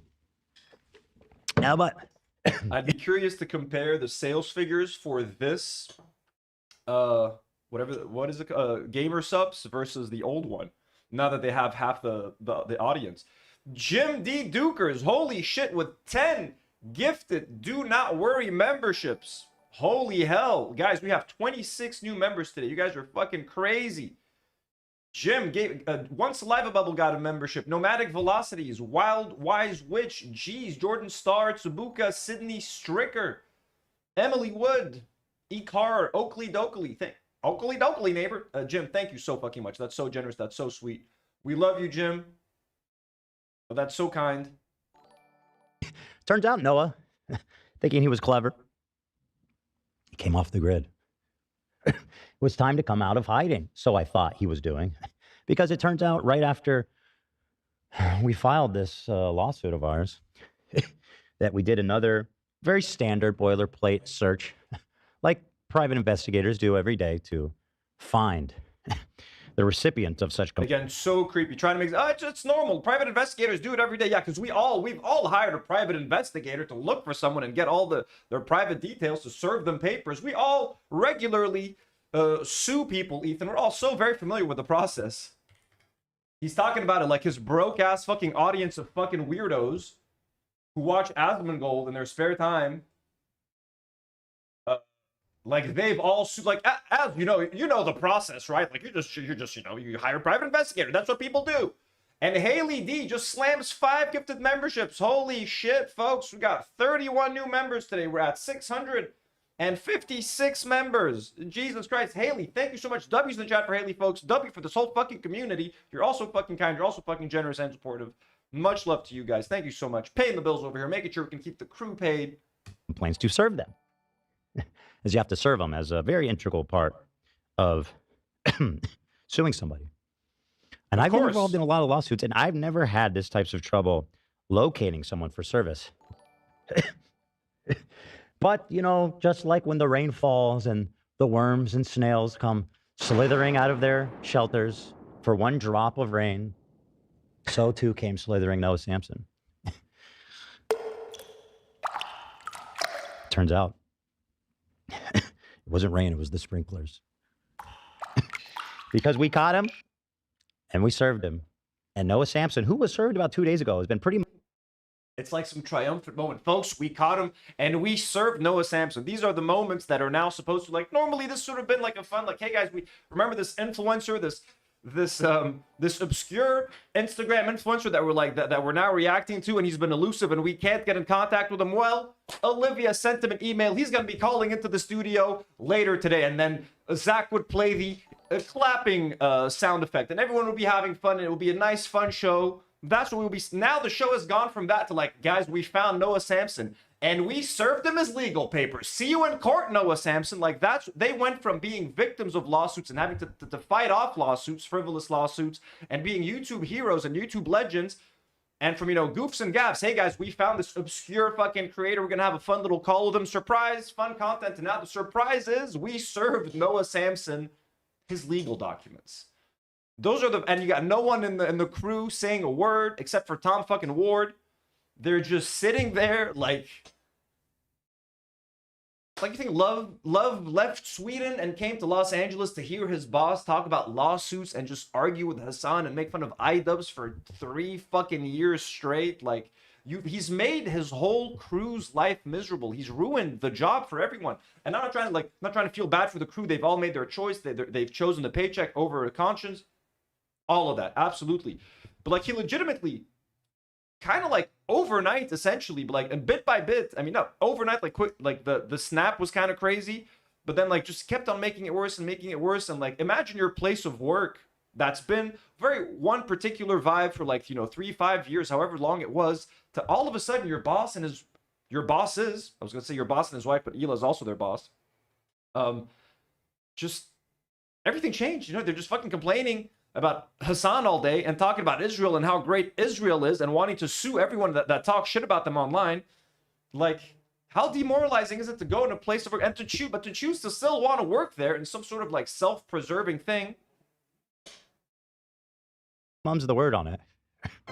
Surprisingly, has been sued now in California for defamation. That's right. And yeah, they chose, like everyone said, they could go work at a grocery store, exactly, but they want to stay on the internet. They want to be relevant. And look, for some of them, they, like, for example, if some of them had left early on, they could have made and like been like, hey, I'm against this. I'm going to go make my own content. A lot of the H3 community that has now dispersed and is supporting all these other smaller creators would have stuck by them and would have supported them and been like, hey, what you guys did was so fucking admirable and ethical. So we're going to support you and we're going to make sure that you guys are fine and we're going to subscribe to your YouTube channel. We're going to do this. We're going to do that. But like, they just stuck there being afraid to divorce themselves from the show. And now they're tied to Ethan forever. Whatever he says and does, it's going to reflect off of them. And for the most, like, I'm never going to watch anything any of these fucking crew members are doing. You know what I'm saying? Like, I've seen some of Ian's videos on his new channel, and I'm sure Ian is pro-Palestine, but like, again, you know, he was silent most of the time. Like, you know, it's complicated. He thought I forgot. In fact, nobody should be surprised. This is me following through on a promise I made a year ago. And by the way, many people, friends and comrades of his, have said that I'm only suing women. And it's been, you know, me, of course, I have a majority female audience. MKMT sends a $5 super chat. Thank you so much. And says, much love to you and the crew. All love to Lebanon. Thank you so much, MKMT. We love you so much. We appreciate you. The crew appreciates you. Who I respect. More than anyone. Lebanon will persevere. We will rise like a phoenix. Always. We hate saying that. It's the cringiest thing, but like, you know, I like saying it because it's cringe. In the world, I love, respect women. And so to dispel this terrible accusation that I only sue. And he's making light of the fact that he was suing basically just, 3 women, 2 of whom are Muslim women of color. Men. Or women, I'm sorry. I thought it only fair. I mean, I'm not of color, just Muslim women. And equitable to sue a man. A white man, I might say. Very brave. Well, it's equitable. And it's important for me to know to the 3 women that it's not personal, right? I sue those who deserve it, who require accountability. And it was a terrible coincidence. Terrible. Also makes a good point. It says it's also worth noting that they're the only flavor that GamerSubs doesn't show H3 on the flavor. I always did wonder, because the other one, I forgot what it was called. Like, this one is, again, I forgot what this one's called as well. The other one was like the lime mojito, whatever, right? It never said H3 on it. So are they're trying to hide the fact that it's H3 because they know they're problematic, and they're like, listen, you'll sell a lot more gamer subs if people don't know that they're benefiting the H3 podcast. So yeah, that's kind of clever. It's like what Israelis do, and they'll brand their items as like Lebanese, but they're made in Israel. We saw that brand of tahini. They're like, they have a cedar tahini, and they make it look like a Lebanese flag, and in the back's like made in Israel. That's what they're doing here. That the 3 people I sued for copyright infringement were women. Terrible, right? And I'm just happy that I've had the opportunity to rectify that, to set the record straight now, to sue a straight white man. And I think nobody should be more relieved for that, to have that set straight, other than Noah Samsen himself, who's a woke, legendary king. And now he can rest easy at night knowing that Ethan Klein doesn't hate women. He just hates losers. Making fun of any online activist or anyone who helps to try to help Palestine, like, you know, a woke king, you know, just fucking jealous, essentially. He's such a petty, jealous little man. Who do dumb and bad things. Like, what are your kids going to think of you when they watch this? You think it's going to make you look cool to your kids? You're fucking pathetic. Like, if your kids were old enough to tell you, like, hey, Dad, this is fucking embarrassing. Like, this is fucking embarrassing, Dad. I wish his kids were maybe a little bit older. You know what I mean? Because, like, they would have been like, dude, what the fuck are you doing, Dad? Like, this is cringe. No, Dad, this is the opposite of 6'7", Dad, okay? This is not 6'7". Don't do it, Dad, okay? True shit, Dad. What did they say?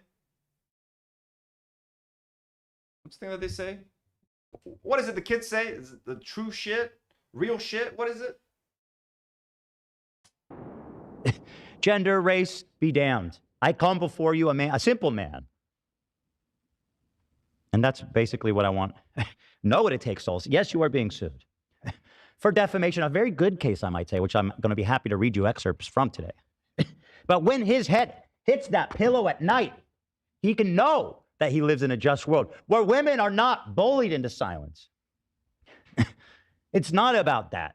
Gender equality is at the core of everything I do, and Noah as well. So take solace, my friends, all of you. Dude, no one's laughing, man. No one's laughing as he's going on this fucking monologue. Equality reigns in America in 2026, at least in this house. In this house, women, men of all races and ethnicities are being sued. That's what their gender, their complaint is. And congratulations, Noah Samsen. You've done it. Excuse me. I got a button now. Talk about freedom.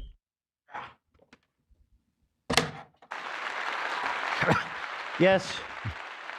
And to move on from Ethan's got his own switcher. I mean, I guess everybody's got the same stuff. Little stream deck right here. I got the little one, the 1, 2, 3, 4, 5. The 15 button one, but you can program it to have unlimited buttons. You can just go next, next, next. The other one's too big, too many buttons, too confusing.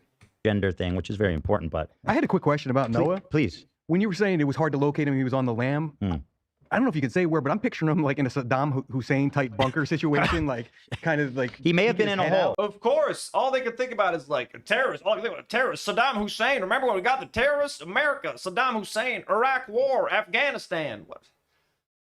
Saddam Hussein. Of course, you'll think about Saddam Hussein, Tom Ward. With ventilation. Where was he? Can you say? The truth is, I don't know because he's the only one commenting. By the way, all the other crew members are at least smart enough to know, like, I don't want anything to do with this fucking shit. I'm gonna fucking stay the fuck quiet. You got Tom Ward. Who's like Saddam Hussein. All I can say is he wasn't on any utilities or rental agreements or anything that any normal functioning member of society would. The only reason Tom Ward got a job on this podcast was because they were making fun of him for being like a horrible interviewer and a horrible YouTuber. They made so much fun of him that they just like kind of felt bad for him and they hired him, but like he was hired for being horrible at something. That is Tom Ward's claim to fame. That's how he got on the H3 podcast. Be on where it would be, you know, you could locate them to serve them with a lawsuit. He was off the grid. He was with as far as I know, he was with Bana Panada and what is it? Uruguay. Right? Uruguay? What? I mean Uruguay or Uruguay? And what is it? Uruguay.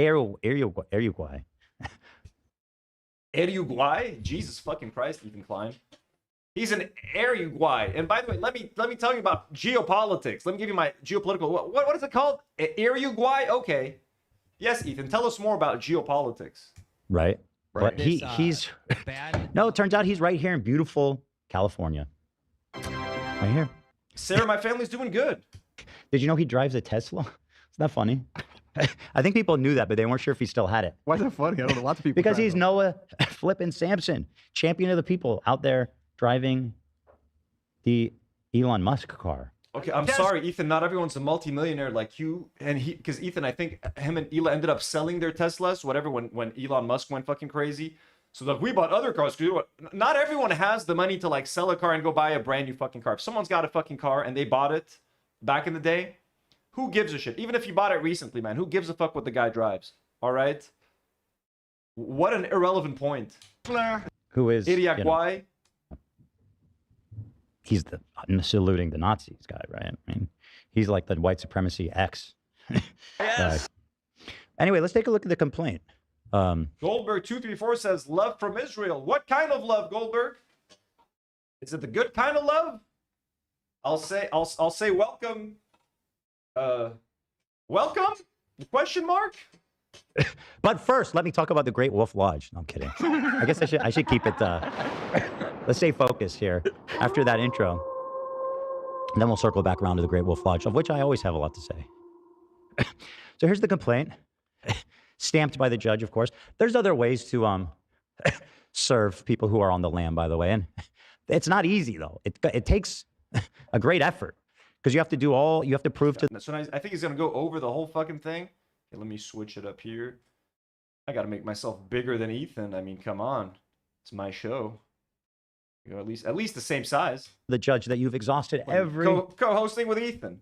Oh, what could have been, Ethan? What could have been? You know, I could have been if I was like if I was doing pro Ethan ass licky content like Guam was. Maybe I would have been hired to co-host a show with Epic Mealtime. Wouldn't that have been fun, right? reasonable. I could have had my own show with AB. Two Ethan Klein Lebanese fans hosting an after show together. We could have done that shit. If only they weren't Zionists. And in some cases, not so reasonable attempts to serve them. And finally, your only option is to serve them in the press. After you've exhausted all options, you say, Judge, we've done everything we can. We cannot find this person. And so you get permission. You take out an ad in like the LA Times or wherever saying, hear ye. So I guess it wasn't a loving message. Thank you, Haley. Okay, so Lebanon was part of Greater Israel. No, thank you, Goldberg. We are not part of Greater Israel. And we will never be part of Greater Israel. Thank you, Goldberg. Oh, Samsen, you are being served. This is your notice. Isn't that crazy? But we didn't have to do that, thankfully. That's some good subs right there, boy. Tastes especially good today, brother. Feel hydrated. Now, this document, I'll say... It's 14 pages! Good guess. It's significantly more. Miles Murphy says, fucking nerd snitch. Ethan at it again. That's a good way to call him. Nerd snitch. Fucking nerd snitch. Actually, that would be an anemic complaint, actually, 14 pages in this case. I know, Dark Viper, that's an unfathomable amount of text, but it's not about him today. So this document is actually quite important to me. It archives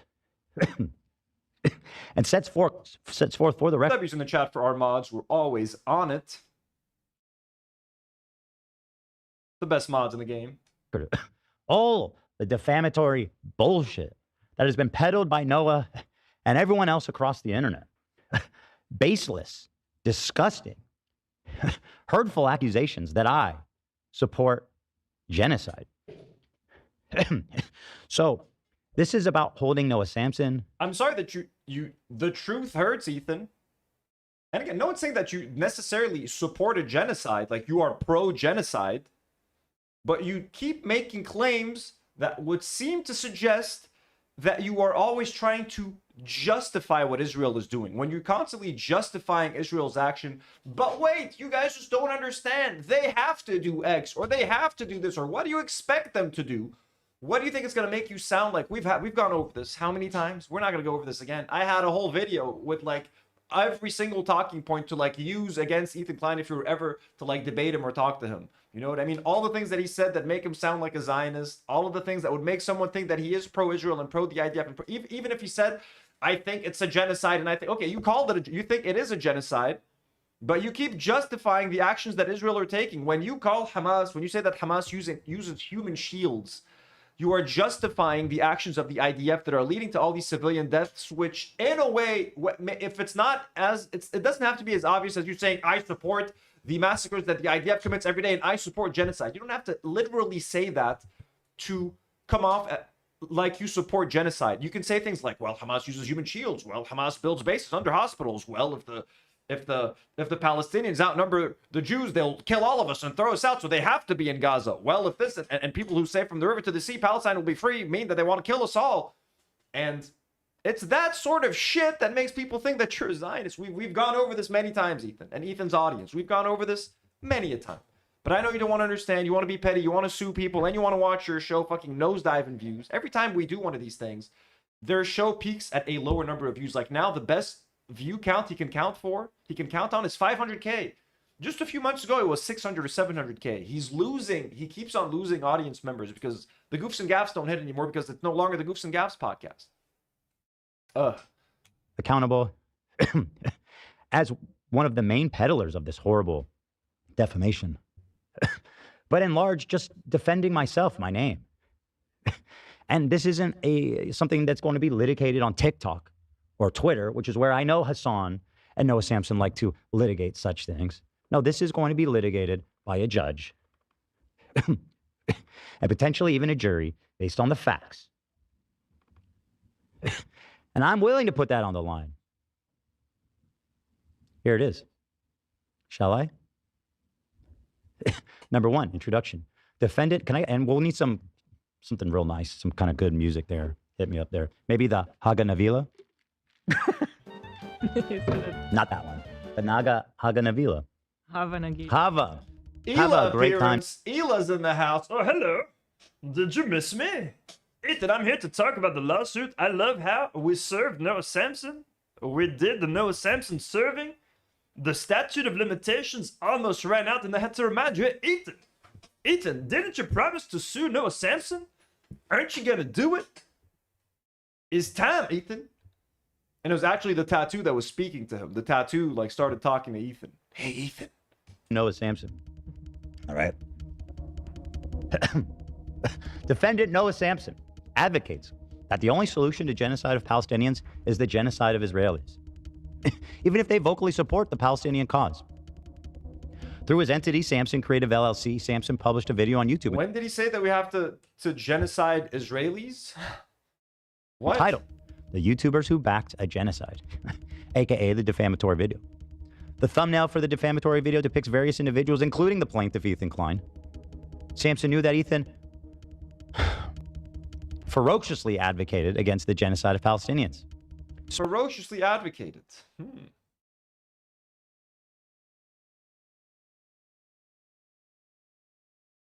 I mean, he did call it a genocide a couple of times, but then you'll still turn around and defend the IDF.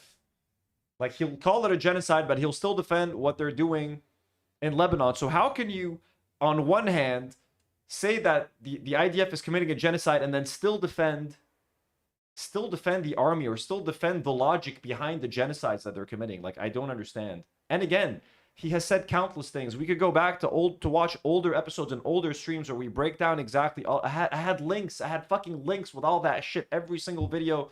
I'm sure Reddit has everything fucking logged and cataloged. You know what I mean? They're good. And Marina Nimitz just gifted 1 $2 membership. Let's fucking go, folks. 32 new members today. Marina, thank you so much. Our hero nurse, live in chat. Thank you so much, Marina. So kind, so generous. Despite this, Samsen and his business, Samsen Creative, published a defamatory video to falsely paint Ethan as supporting the genocide of Palestinians. The defendant's defamatory video was incredibly successful. To date, it has received approximately 1.5 million views and is defendant's second most viewed video on YouTube. We know. That's the other thing about this. Noah Samsen, when he's not accusing people of supporting genocide. For example, his last video about the war in Gaza, the IDF's plan to return to Gaza with no constraints 1 month ago, it only got 33,000 views. Only 33,000 views. Yeah, but it's a 5-minute video. When you look at Noah Samsen's other videos, they're usually at least like 13 minutes long. So the algorithm was probably like, your audience doesn't usually watch short form content, so they probably didn't push this as far to his with the algorithm. It happens. Normally, you can see, just look at this videos right here. They're normally 15 minutes, 60 minutes, 20 minutes, 19 minutes, 13 minutes. This one's 5 minutes. I'm guessing the views on this one were also pretty low relatively.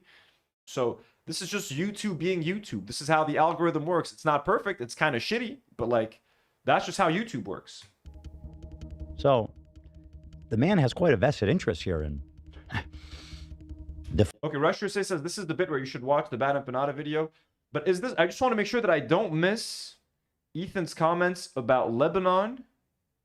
If someone could get me the time code when that happens, or I mean, I guess we could just watch the clip on Twitter. So I don't want to go through this whole thing. I'm guessing the Bad Empanada part is better here. But I do want to get the part where they talk about like Theo Von, right? And they comment about Lebanon and what's happening here. So if anyone knows, maybe if someone knows the time codes of where that section takes place.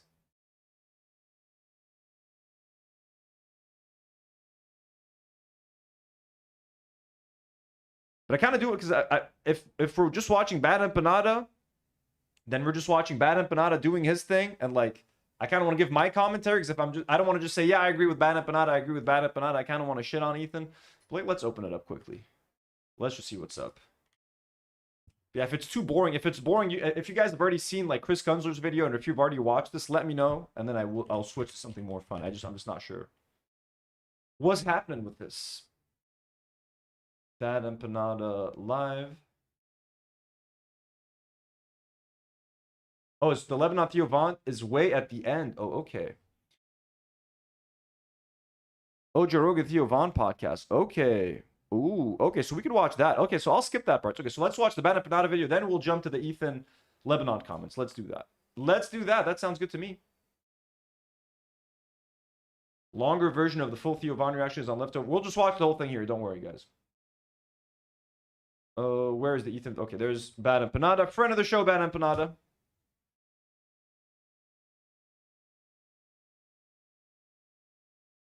Hello everyone. Do you guys remember Ethan Klein? You know, the guy who decided to completely tank and basically destroy his own podcast because he just could not stop defending Israel no matter what? Well, he's trying to sue his way into viewership again. I'm not exactly sure how that works. You know, I think he thinks that like by suing someone, suddenly he's going to regain the like hundreds upon hundreds of thousands of weekly viewers that he's lost in the last 2 years since he started dedicating like half of his career to defending Israel. But I'm pretty sure it's not going to work. And also, this lawsuit is even dumber and less likely to have any chance of success than the other 3 lawsuits. Wait, I'm blocking the Bad Empanada support.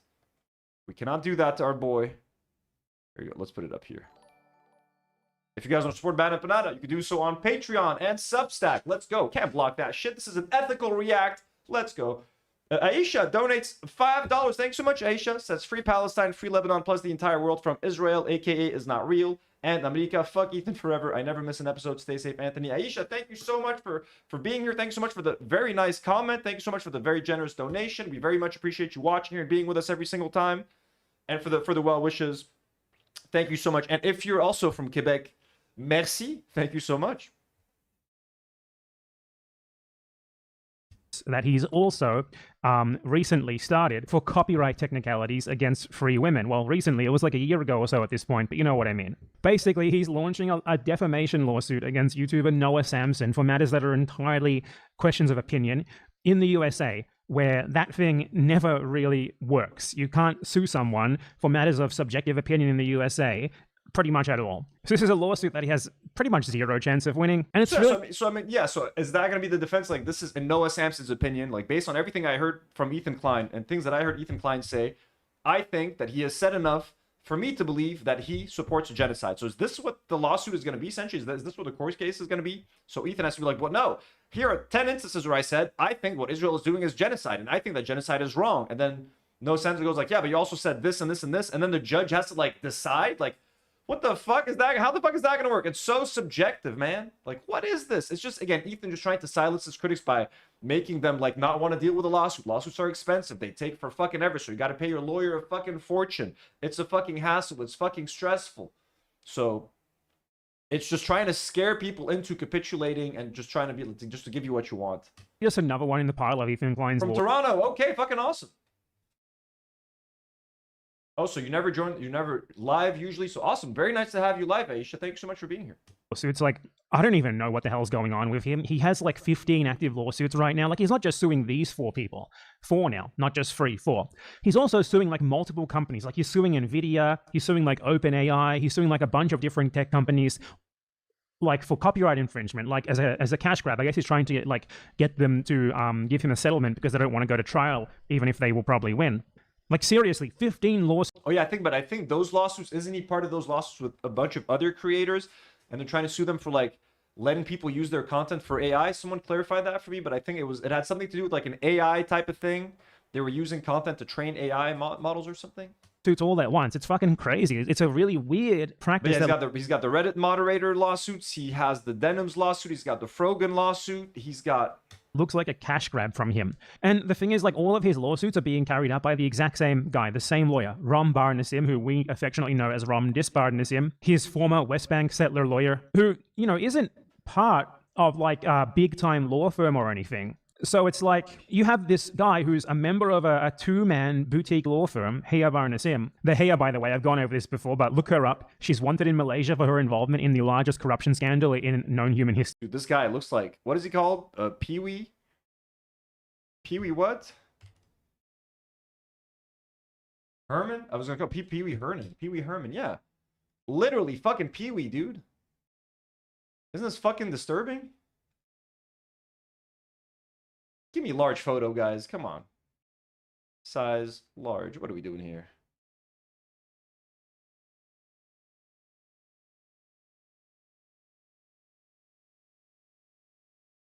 No? Not a little bit?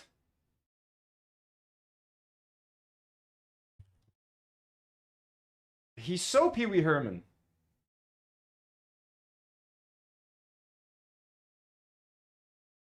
It looks like Richard Hanania. I don't know who that is.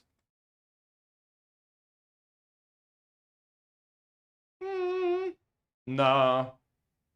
Pee-wee. He's a Pee-wee Herman. History. So yeah, that's interesting. But like, this is a small boutique law firm, and one side of the Baronessim in this case, is currently managing something like 15 different lawsuits all at once for Ethan Klein, some of which are also completely out of his realm of expertise. Ethan is literally putting this guy's kids through college. Sashi253 with the 5 gifted memberships. Thank you so much, Sashi. That's so fucking generous, so fucking kind. We got 37 new members today. Sashi, thank you so much. W's in the chat for Sashi. Such a generous donation and contribution to the channel. We very much appreciate you, Sashi. All of you guys making direct contributions to the channel, making sure we can keep it going. If you guys are enjoying these streams, thank you so much. Because he's like a copyright lawyer. He's doing a defamation lawsuit, and his only experience with defamation so far is losing a defamation lawsuit where he was defending Ethan Klein against Ryan Kavanaugh. So, you know, that's interesting. Nevertheless, he is suing Nour Samsen. But I would say they also learned some stuff from that lawsuit. But again, this is very much going to be subjective. But like, yeah, I would say also Ethan probably learned some stuff from the Ryan Kavanaugh lawsuit, which he's going to try to apply here. He's not going to be like applying what Daddy Kavanaugh did to him to his potential victims now. A lawsuit that is doubtlessly going to backfire. Now, before I cover it further, I just want to say something here, because some of you are probably watching right now, and you're like, ooh, Aisha got a membership. Fucking awesome. Oh my God, bad empanadas saying bad things about Ethan Klein again, blah, blah, blah. And I just want to say clearly here that it really grinds my gears how a lot of people only really seem to dislike Ethan Klein, not for his political views so much, but rather because he just like went after the streamer who they like. In most cases, it's Hassan Piker. Now, Ethan Klein is, of course, a massive piece of shit aside from just that, but he was also a piece of shit before. You know, he was a piece of shit when he was doing a podcast with Hassan Piker for 2 years. He was a massive Zionist back then. His wife was still an IDF veteran back then. And you guys... Yeah, they were just better at hiding it, I guess. And also just a huge, like, they also made some problematic comments that I had just not seen, or for some reason I was like, yeah, but they said that one, they tweeted out that one message when the Sheikh Jarrah attacks happened. Like, I was also not on it as I should have been, and I overlooked a lot of stuff, you know what I mean? But like, it became so egregious after October 8th, and after they started just like in October 7th and all that sort of thing. So, and I also used to forgive Ethan's like bullying and going after random people. That used to be something that I used to enjoy in the show. So I've tried to also like just question, like, why did I even like the show? I used to like the vibes and the crew being there and it being very casual and chill. Like, that's nice. But like, also Ethan used to do a lot of problematic shit that I was just okay with, you know, which I shouldn't have been in retrospect. Have a problem with him back then, right? And now you do. And it's not just because he's a Zionist, because yeah, he's a Zionist, he's an abhorrent Zionist with abhorrent, terrible views. But then a lot of those same people are fine with like politicians like Bernie Sanders, Brad Lander, people who are themselves Zionists with extremely similar views to Ethan Klein, but they do way more political damage than he could ever hope to do because they're actual American politicians who actually have some degree of power and influence over policy and over propaganda and thought on the issue of Israel. Ethan Klein is a liberal Zionist, same as they are. And yet many of you are fine with those politicians, but you hate Ethan Klein. So there's zero consistency here. And I want you to think about that. If you're here, if you know we can do something productive out of this like slop lawsuit drama video here, it's for you to think about that contradiction. Why are you letting streamer conflicts guide who you like and who not? Because for a lot of people, it's just Hassan Piker says he likes Bernie Sanders. So yeah, I mean, I think, look, for the most part, if you're basing your whole ideology on Israel versus Palestine on what Ethan Klein or Hassan Piker thinks, that's very stupid and that's very silly, that's very immature. I think most people aren't doing that. I think most people that are hating on Ethan for his comments on Palestine happen to both be fans of Hassan and to be pro-Palestine. There's a lot of people that are pro-Palestine that don't like Hassan. I don't think there's a lot of people that watch Hassan and like Hassan that aren't pro-Palestine. So being pro-Palestine and being a Hassan fan, there's going to be a lot of overlap there, of course. And again, don't forget, Ethan hosted a show with Hassan, so there's reasons for some people to make that association. But yeah, that is extremely silly. Like, that should not be a reason to hate someone. And yeah, look, I mean, I extend the hate to, we don't fuck with Graham Plattner over here. Now, if people are looking at a lesser of two evils, etc., and they want to vote in Maine or whatever, like, that's on them. But like, yeah, I'm not gonna be out here praising a guy who was a fucking mercenary, a Blackwater mercenary, and who joined the war in Iraq like 4 times, and who took pride in like killing a bunch of Iraqis. I like Bernie Sanders. Bye, Marina. Thank you so much for being here, and for the gifted, and for the comments. Klein attacks Hassan Piker. Hassan Piker doesn't like Ethan Klein anymore because of that. So now I don't like Ethan Klein either. Even though, in what actually matters, the actual issues, their views are very similar, and Bernie Sanders is actually worse, due to the power that he holds. You know, I made videos responding to Ethan Klein in the first place because he's an Israel supporter. He likes Israel, and he was spreading bullshit propaganda narratives, you know? But it really doesn't seem like that's what a lot of people who have been, like, emotionally invested in this conflict between Ethan Klein and a bunch of pro-Palestine people truly care about. It really seems like if he had just kept being a liberal Zionist, as he's always been, but was a bit nicer to Hassan Piker and a lot of the other streamers who they like, they would still be fine with him, just as they are with Sanders, Lander, and a ton of other liberal Zionists. So I want you guys to think about that contradiction. I guess that is true. If, like, people would have been, I think some of the more, like, leftist and more extreme versions of his audience would have wanted, like, a strong condemnation. Like, I would have been one of those people. I don't think I would have been okay with to keep watching Ethan if he were being a liberal Zionist. I and a lot of you guys that are in this audience are very extreme left, super leftist, so we would have wanted a very strong condemnation of Israel from Ethan and Hila. And if they were not going to give that and just be liberal Zionists about it and be very chill, I don't think I would have kept. I definitely would have not kept watching. I don't watch any liberal Zionists or anything like that anymore. I can't. You know what I mean? All the content I consume has to come from very pro-Palestine, pro-Lebanon, pro-resistance creators. But I think he would have lost way less audience members had he just kept doing what they were doing before. Maybe make a little statement like, "Hey, we're against the Israeli aggressions on Gaza. We think it's horrible that Netanyahu is killing so many people for what, yes, was a horrific attack of October the 7th, but, like, this response should never have happened." But instead, he spent his time defending Israel over and over again, arguing with his chat, arguing with Hassan, arguing with people online, accusing people of anti-Semitism, saying that calling the hummus tier list racist and anti-Semitic, accusing everyone of anti-Semitism, calling me an anti-Semite, the whole fucking thing, you know?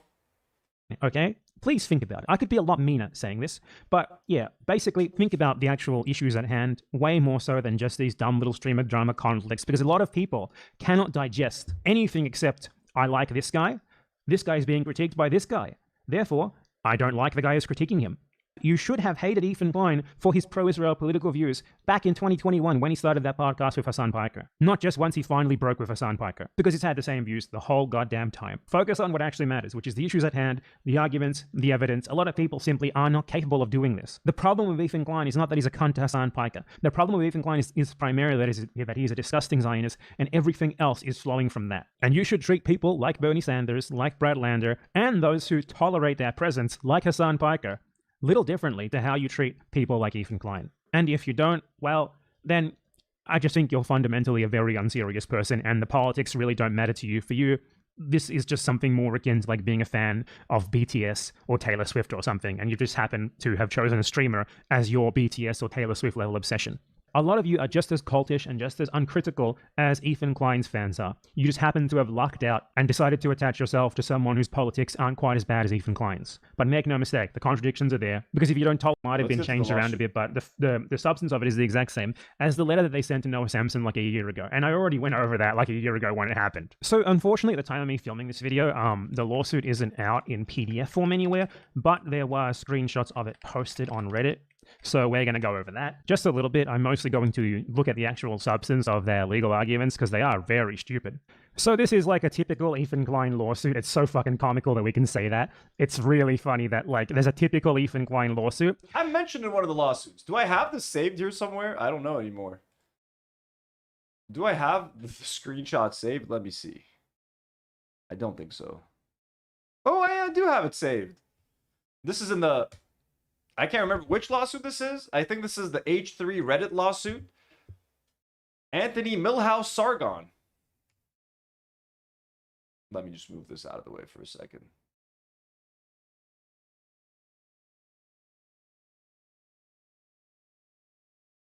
Anthony Sargon, the H3 Snark Mod site Sargon's Do Not Worry podcast, as an example of us instructing our fans comment on or report content from his enemies.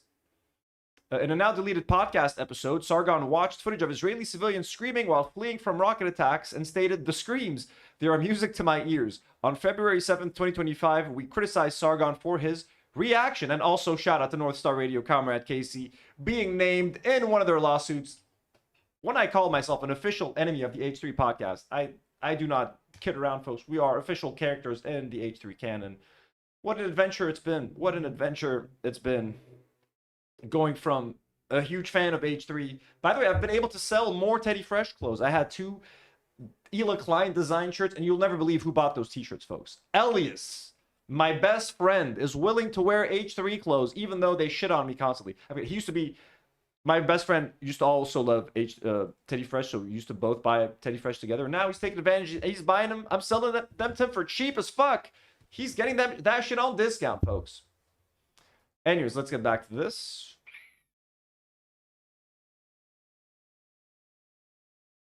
In which he basically gets his lawyer to write the lawsuit as if it's like a YouTube video where he just complains about people who've critiqued him. So we're going to skip over his like narrative of who we are, and then he like talks about how bad like Nour Samsen is. He's like, Nour Samsen has attacked Palestinians who don't support Hamas and the destruction of Israel, like Ahmed Fouad al-Khatib. That's his introduction on who Nour Samsen is, right? Why is this even there? Like, it's the sort of lawsuit that's written for people from YouTube, not for the judge, right? So let's look at the first defamatory statement. The first defamatory statement is comprised of the title and thumbnail of the defamatory video.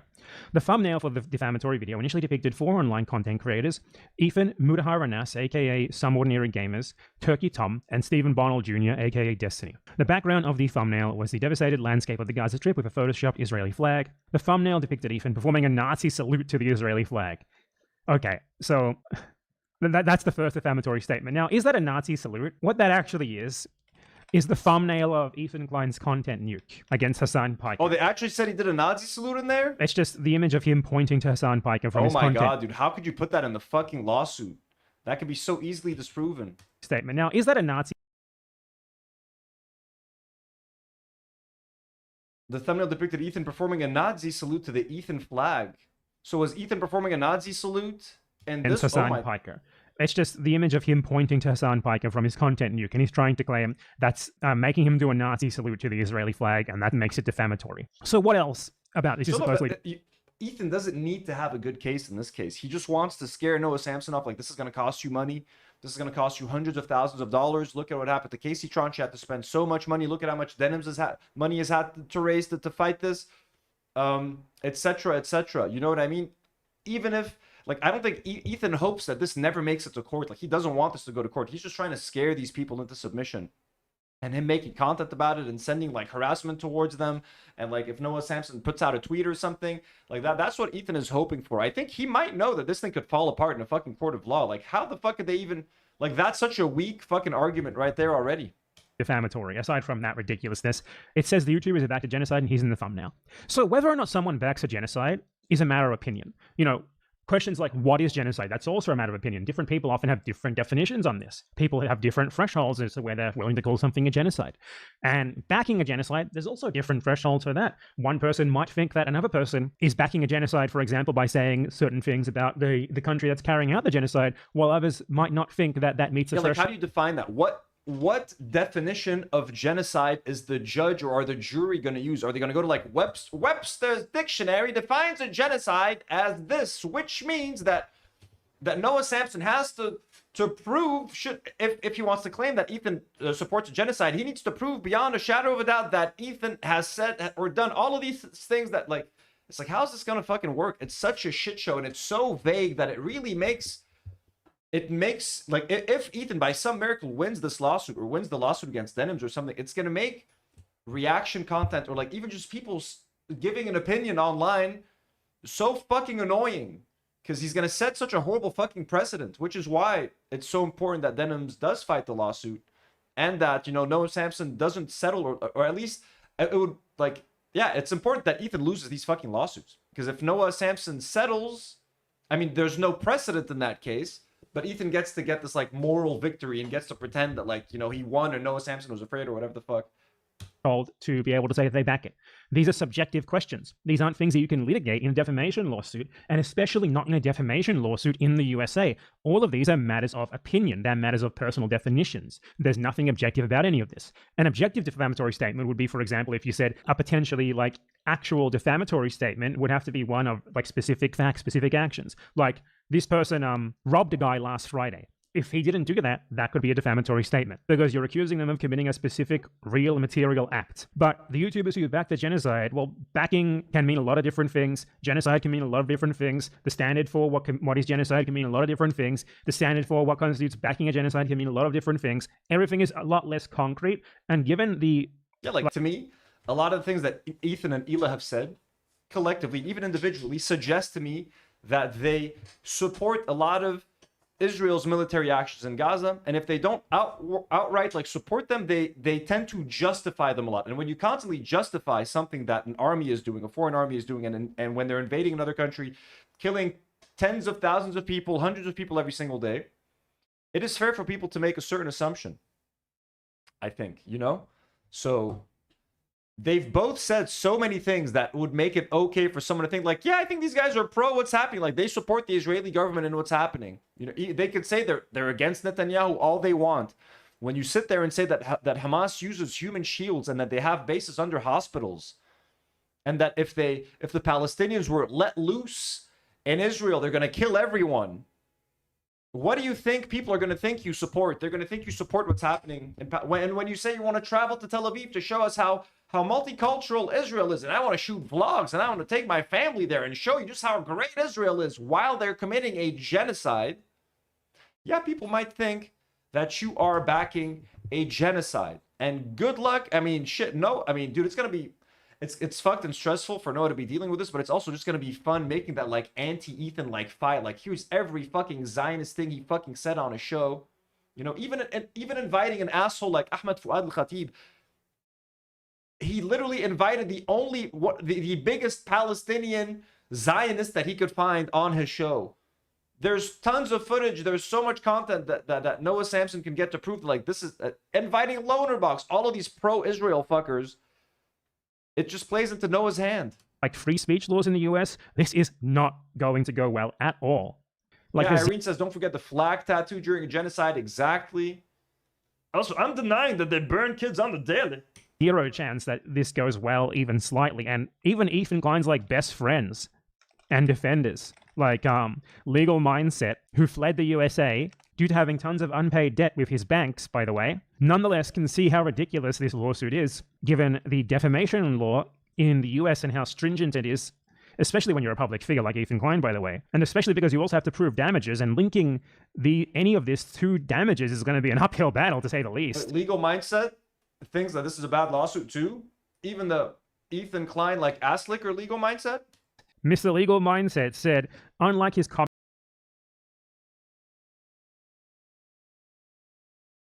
Damn, that's fucking dope. Unlike his copyright infringement lawsuit, the new defamation lawsuit against Noah Samsen is going to be an uphill battle for Klein, particularly with California's strong anti-SLAPP protections. I'll be surprised if this survives, bro. This is just another example of Ethan Klein's fucking lawyer taking advantage of him and sucking him dry for everything he's worth. He's even taken on cases where Ethan can't fucking win and has no shot. And he's like, listen, bro, I'll do it for you, Mr. Klein. I'll fucking do anything. Copyright infringement lawsuit, the new defamation lawsuit against Noah Samsen is going to be an uphill battle for Klein. Today is Siblings Day. Well, happy Siblings Day to my sister, Stephanie. Particularly with California's strong anti-SLAPP protections, I'll be surprised if this survives. Even Ethan Klein's most fervent allies aren't sure about this one. So the second defamatory statement is Samsen's factual assertion that Ethan Klein spreads atrocity propaganda. He shares the Hamas mass rape hoax, the same hoax. Oh my god, Noah Samsen winning this lawsuit is going to be so fucking badass. Let's fucking go. What a victory lap. It's going to shut Ethan so fucking loudly. Is like H3's official Reddit like angry at Legal Mindset now for like being like, Ethan can't win this? They probably hate him now. They probably turn on him, right? DG Orhui sends a €10 donation. Thank you so much. It says, tell Noah to get Afroman's lawyer. The case is identical. Oh, no way. Is it? The Afroman won. Like, by the way, thank you so much for such a generous donation, DG Orhui, and for your previous extremely, insanely generous dono. Yeah, this is just like Afroman's case. That's fucking awesome. Used by the Western media, the US government. It's going to be such a victory lap. I can't wait for that Noah Samsen video. Like, I won the lawsuit. Like, I won. You know what I mean? That's going to be so fucking dope. The Israeli government to justify genocide. Okay, so false factual assertion. The thing is, this isn't a false factual assertion at all. Ethan Klein spreads atrocity propaganda, and then that's backed up by the idea that he spreads the Hamas mass rape hoax. The reason why that's not a false factual assertion is because Ethan Klein factually did spread the Hamas mass rape hoax. The way that Ethan Klein tries to get around that is by arguing that there was actually Hamas mass rape. There is no hoax, ergo this is somehow defamatory. But that's not how this works. That you disagree that there was mass rape, even if there was, to be clear, and even if you do prove that there was in his lawsuit, which he does not, because it didn't happen in real life, obviously, but just for the sake of argument, let's say that he did. The contention there is not whether you spread the Hamas mass rape narrative. The contention is whether or not the Hamas mass rape... Afroman is also MAGA? Oh, that's so funny. Listen, he gave us so many hits, so many classics. I guess we could... Can we let it slide? No, we can't. A.A. Rucker, 28, has just become a member. Thank you so much for becoming a member, A.A. Rucker, and for supporting the channel. Very kind of you, very generous. We got 38 new members today. Let's fucking go. Rape thing is a hoax or not. And that's not something that a court is going to decide on. It's certainly not defamatory. Basically, they have a disagreement on the facts of the issue, and Ethan Klein is trying to litigate that in court as if it's defamatory. That's simply not the case. The third defamatory statement is Samsen's false assertion that Ethan spreads over misinformation, just straight up lies about Hezbollah and Ansar Allah. This is actually true. In order to delegitimize their struggle against Israel's genocide, he cites baseless claims from Saudi propaganda outlets to attack the Houthis. Yep, absolutely 100% true. He did indeed cite baseless claims from Saudi state propaganda media. He also cites a documentary about Ansar Allah, which uses as proof the claim that they brought back slavery when the documentary wasn't even about the Houthis, it was about the Yemeni government before the Houthi takeover. All of those claims right there that Nour Samsen made that are apparently defamatory, those are all factually true. The article that Ethan Klein cited, as I went over in my video on the topic, was an article with zero proof from Saudi state propaganda. And the documentary that he cited regarding slavery in Yemen was indeed from an Al Jazeera documentary from 2014, before the Houthis ever seized power. It was about the previous government that the Houthis seized power from. Bad Panada doing Nour Samsen's lawyer's job right now for him. Fucking awesome. I hope Nour Samsen's watching this. I hope he's taking notes. Let's go. Not them. So both of those claims are factually correct. So it obviously can't be defamatory. You can check my video on the matter here if you want the proof of that. The fourth defamatory statement is Samsen's false factual assertion that he spreads along, debunk, and Nakba denialist talking points that have been used for decades to legitimize Israeli colonization of Palestine. Again, this is subjective. What constitutes a debunked Nakba denialist talking point is something that is decided outside of a court, in an argument over that subject. It's not something that a court can decide for you. You can't claim defamation based on that. This is a disagreement on the facts, so this can't be defamatory. It's ridiculous. The fifth defamatory statement is Samsen's false assertion that Ethan cites sources that contradict his own claims directly, such as the UN report he claims proves the Hamas mass rape allegation, which the report itself denies. That is true. The report does indeed say that they found no evidence of mass rape. And again, even if this wasn't true, someone being wrong about you contradicting yourself isn't something that you can litigate in fucking court. That's fucking ridiculous. All of this is just him trying to litigate in a defamation lawsuit, a disagreement between YouTubers basically responding to each other's videos. It's ridiculous. The sixth defamatory statement is Samsen's false factual assertion. Sorry guys, I'm sending Noah a quick DM on Twitter, just saying that whatever he needs, we got his back.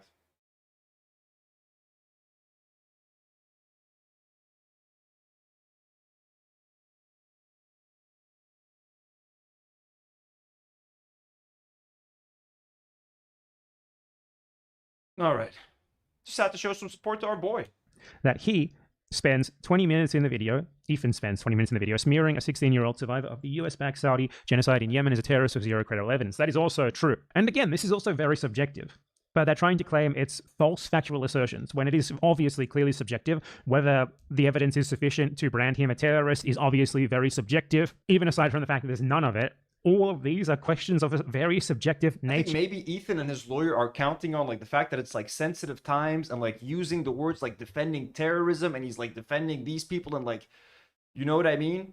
And they're trying to make the judge or the jury be oh, these people are pro-terrorist. So by constantly bringing up terrorism and they support Hezbollah, they support Hamas, they're trying to paint them as this radical extremist, pro-Muslim, pro-terrorism. And that hopefully that would cloud their judgment and make it seem well, how could this pro-terrorist person accuse this sweet man of being pro-genocide?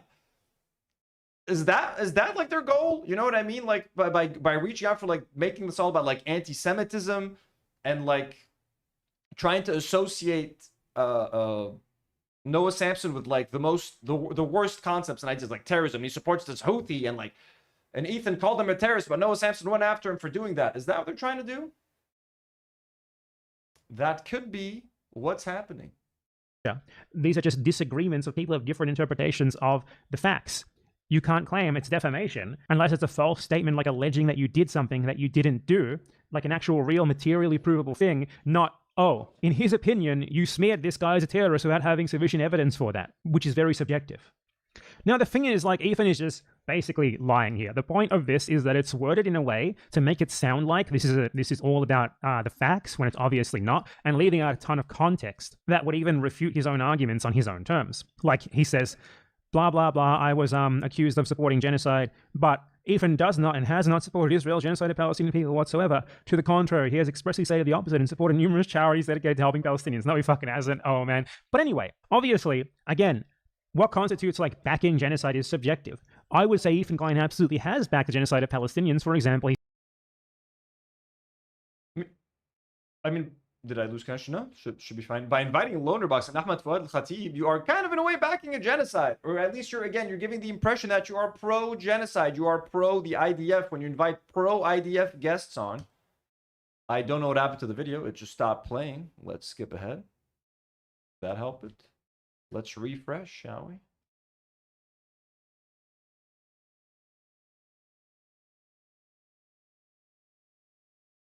Ethan does not and has not supported Israel's genocide of Palestinian people whatsoever. To the contrary, he has expressly stated the opposite and supported numerous charities dedicated to helping Palestinians. No, he fucking hasn't. Oh, man. But anyway, obviously, again, charity is not a charity. What constitutes like backing genocide is subjective. I would say Ethan Klein absolutely has backed the genocide of Palestinians. For example, he spreads narratives like the Hamas Human Shields narrative. Yep. There we go. Man, we all be making the same points after all this fucking time.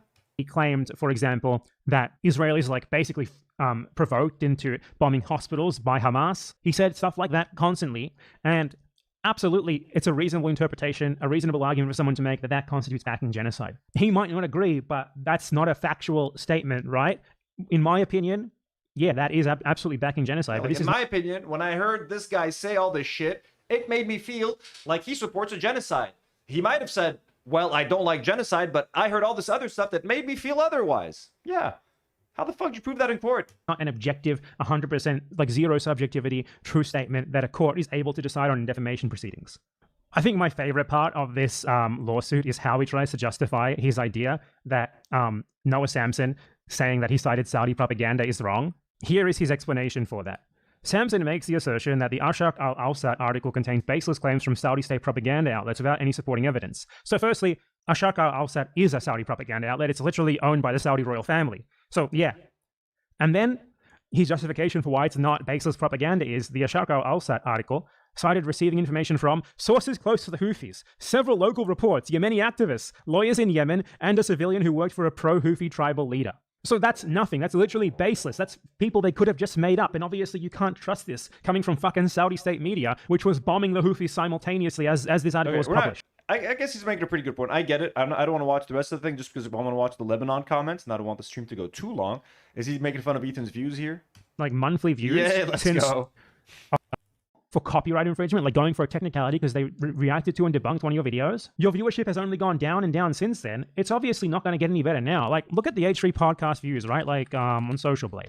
Like, if you look at their, like, monthly views since October 2023, when Ethan started doing all this stuff, they've just gone down and down and down to around half of what they used to be, or less than half in some months. Their view count per video especially has gone way down. They've had to start uploading more content to try and make up for it. They have been losing like exactly. That's the reason for the after show, and I've said that as well. If you can guarantee an extra 100k views after every stream, like why not? If your main show is no longer getting 600, 700, 1 million views and you're hovering at like 300 and 400k, why not try to get an extra 100k and extra watch hours onto your videos? So literally right now, like the after show is like trying to help, is keeping the show afloat, but it's also, I think, hurting the channel because the after show gets 100k views and that trains YouTube's algorithm like, yo, this channel makes videos that get about that. So, and they're gonna end up having more 100k views on their channel than the 300k views, and it's gonna give off this just like, I'm telling you guys, within 2 years the H3 podcast could be completely like the H3 podcast as you know it will completely change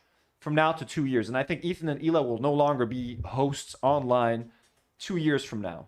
It's a crazy prediction, but I think I don't think they're going to want to do this anymore, and the views are just going to get worse. Nothing can happen to make their views go up at this point. They're trying everything. Now they're doing, what's the Trisha episode doing right now? Let's just, normally like a Trisha episode should get them 27K live viewers. Okay, that's what I would say. 27K live viewers. H3 podcast. Let's see what it's at right now. 18K. 18K was the low end of their live viewers. Now 18K are watching like a Trisha and Moses episode. And again, this is Ethan using his family, Ethan and Hila using their own family and making fun of their own family on stream for short-term viewership boosts and extra super chats. They're putting out content that's going to live on the internet forever, making fun of Hila's making fun of her brother, Ethan's making fun of his brother-in-law. They're making fun of their nephew and niece's parents. They're making fun of their own kids as aunt and uncles, and this content is going to live online forever and ever and ever. And it's going to be made into TikToks and fucking Reels and all that shit because Ethan and Hila want to get some extra super chats. They want to get some quick views, you know? Give the podcast a little boost for just like 1 or 2 days. And then they pray that Trisha responds so that they can make a response video. Like, those are their lives now. It's so pathetic. It's so sad. Look at that. This is their golden goose talking about Trisha. That's supposed to be like, fuck it, 30K live viewers. No one cares anymore, bro. 2 years. I predict 2 years. 10,000, sometimes 20,000 subscribers a month for 2 years now. So clearly, the lawsuit Hail Mary hasn't helped. Since he filed his lawsuits, their viewership is at a historic low by a lot. So this isn't going to work out the way that he thinks it does. It's just like his petty little attempt to cause Nour Samsen temporary financial hardship until Samsen inevitably wins the lawsuit. At the end of this, like, you know, Nour Samsen is going to have like a bit of an annoyance having to explain this to lawyers and such. Like, imagine having to spend like 20 hours of your own personal time trying to explain internet drama to a fucking lawyer. Hellish. I wouldn't wish that on my worst enemy. Yeah, dude, trying to explain this fucking Ethan Klein drama to a... Oh my god, dude. At the end of it, he's going to, like, resoundingly defeat this, and he's going to benefit as a result, and Ethan Klein is just going to be seen as even more of a joke than he already is. It's just moronic. It's stupid, it's illogical, but hey, that's what Ethan Klein is. You really cannot expect much more from an Israel supporter like him, can you? Anyway, I just wanted to cover this garbage real quick. I'm sure Nour Samsen will like make a fundraiser or something for his legal fees when the time comes. I'll probably try to promote that when he does it in whatever way I can. You know, in the same way that I did. Yes, same here, obviously. We're going to help our boy. By the way, the crazy milestone just happened while we were live on stream. The fundraiser has just crossed $32,000. $32,000. Somebody just donated a 50. Emily McKenzie just dropped 50 pounds, and Yasmin Farhat just dropped $40. Dimpna Gavin dropped 100 euros. Holy shit. Thank you guys so much. Incredibly generous, guys. We're at $32,000. This money's going to go to help feed Lebanese families, house and feed Lebanese pets that have been abandoned or hurt by the war. Holy fucking shit. $32,000. Let's fucking go. Now we're almost at officially 50K with the Palestine money that we raised last year. Or 6 months ago, not last year. Let's fucking go. Awesome. Love you guys so much. Thank you so much. That was you, Jordan? Jordan, thank you so much.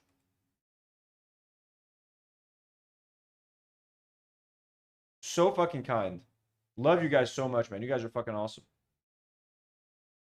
The fundraisers for the people who Ethan Klein sued in lieu of suing Hassan Piker because he's a pussy. He's too afraid to go after someone who's just as rich as he is, basically. He relies on suing people who are financially incapable of defending themselves, given the ridiculous legal fees in the USA. That's all. He only sues people. Maybe Fuad Al-Khatib. I know I saw a clip of Ethan being like, and I've also invited pro-Palestinian voices on my show, like Ahmad Fuad Al-Khatib, which is, by the way, Far Twain, thank you so much for the $2 donate. Thank you for bringing this to our attention 2 days ago, the lawsuit.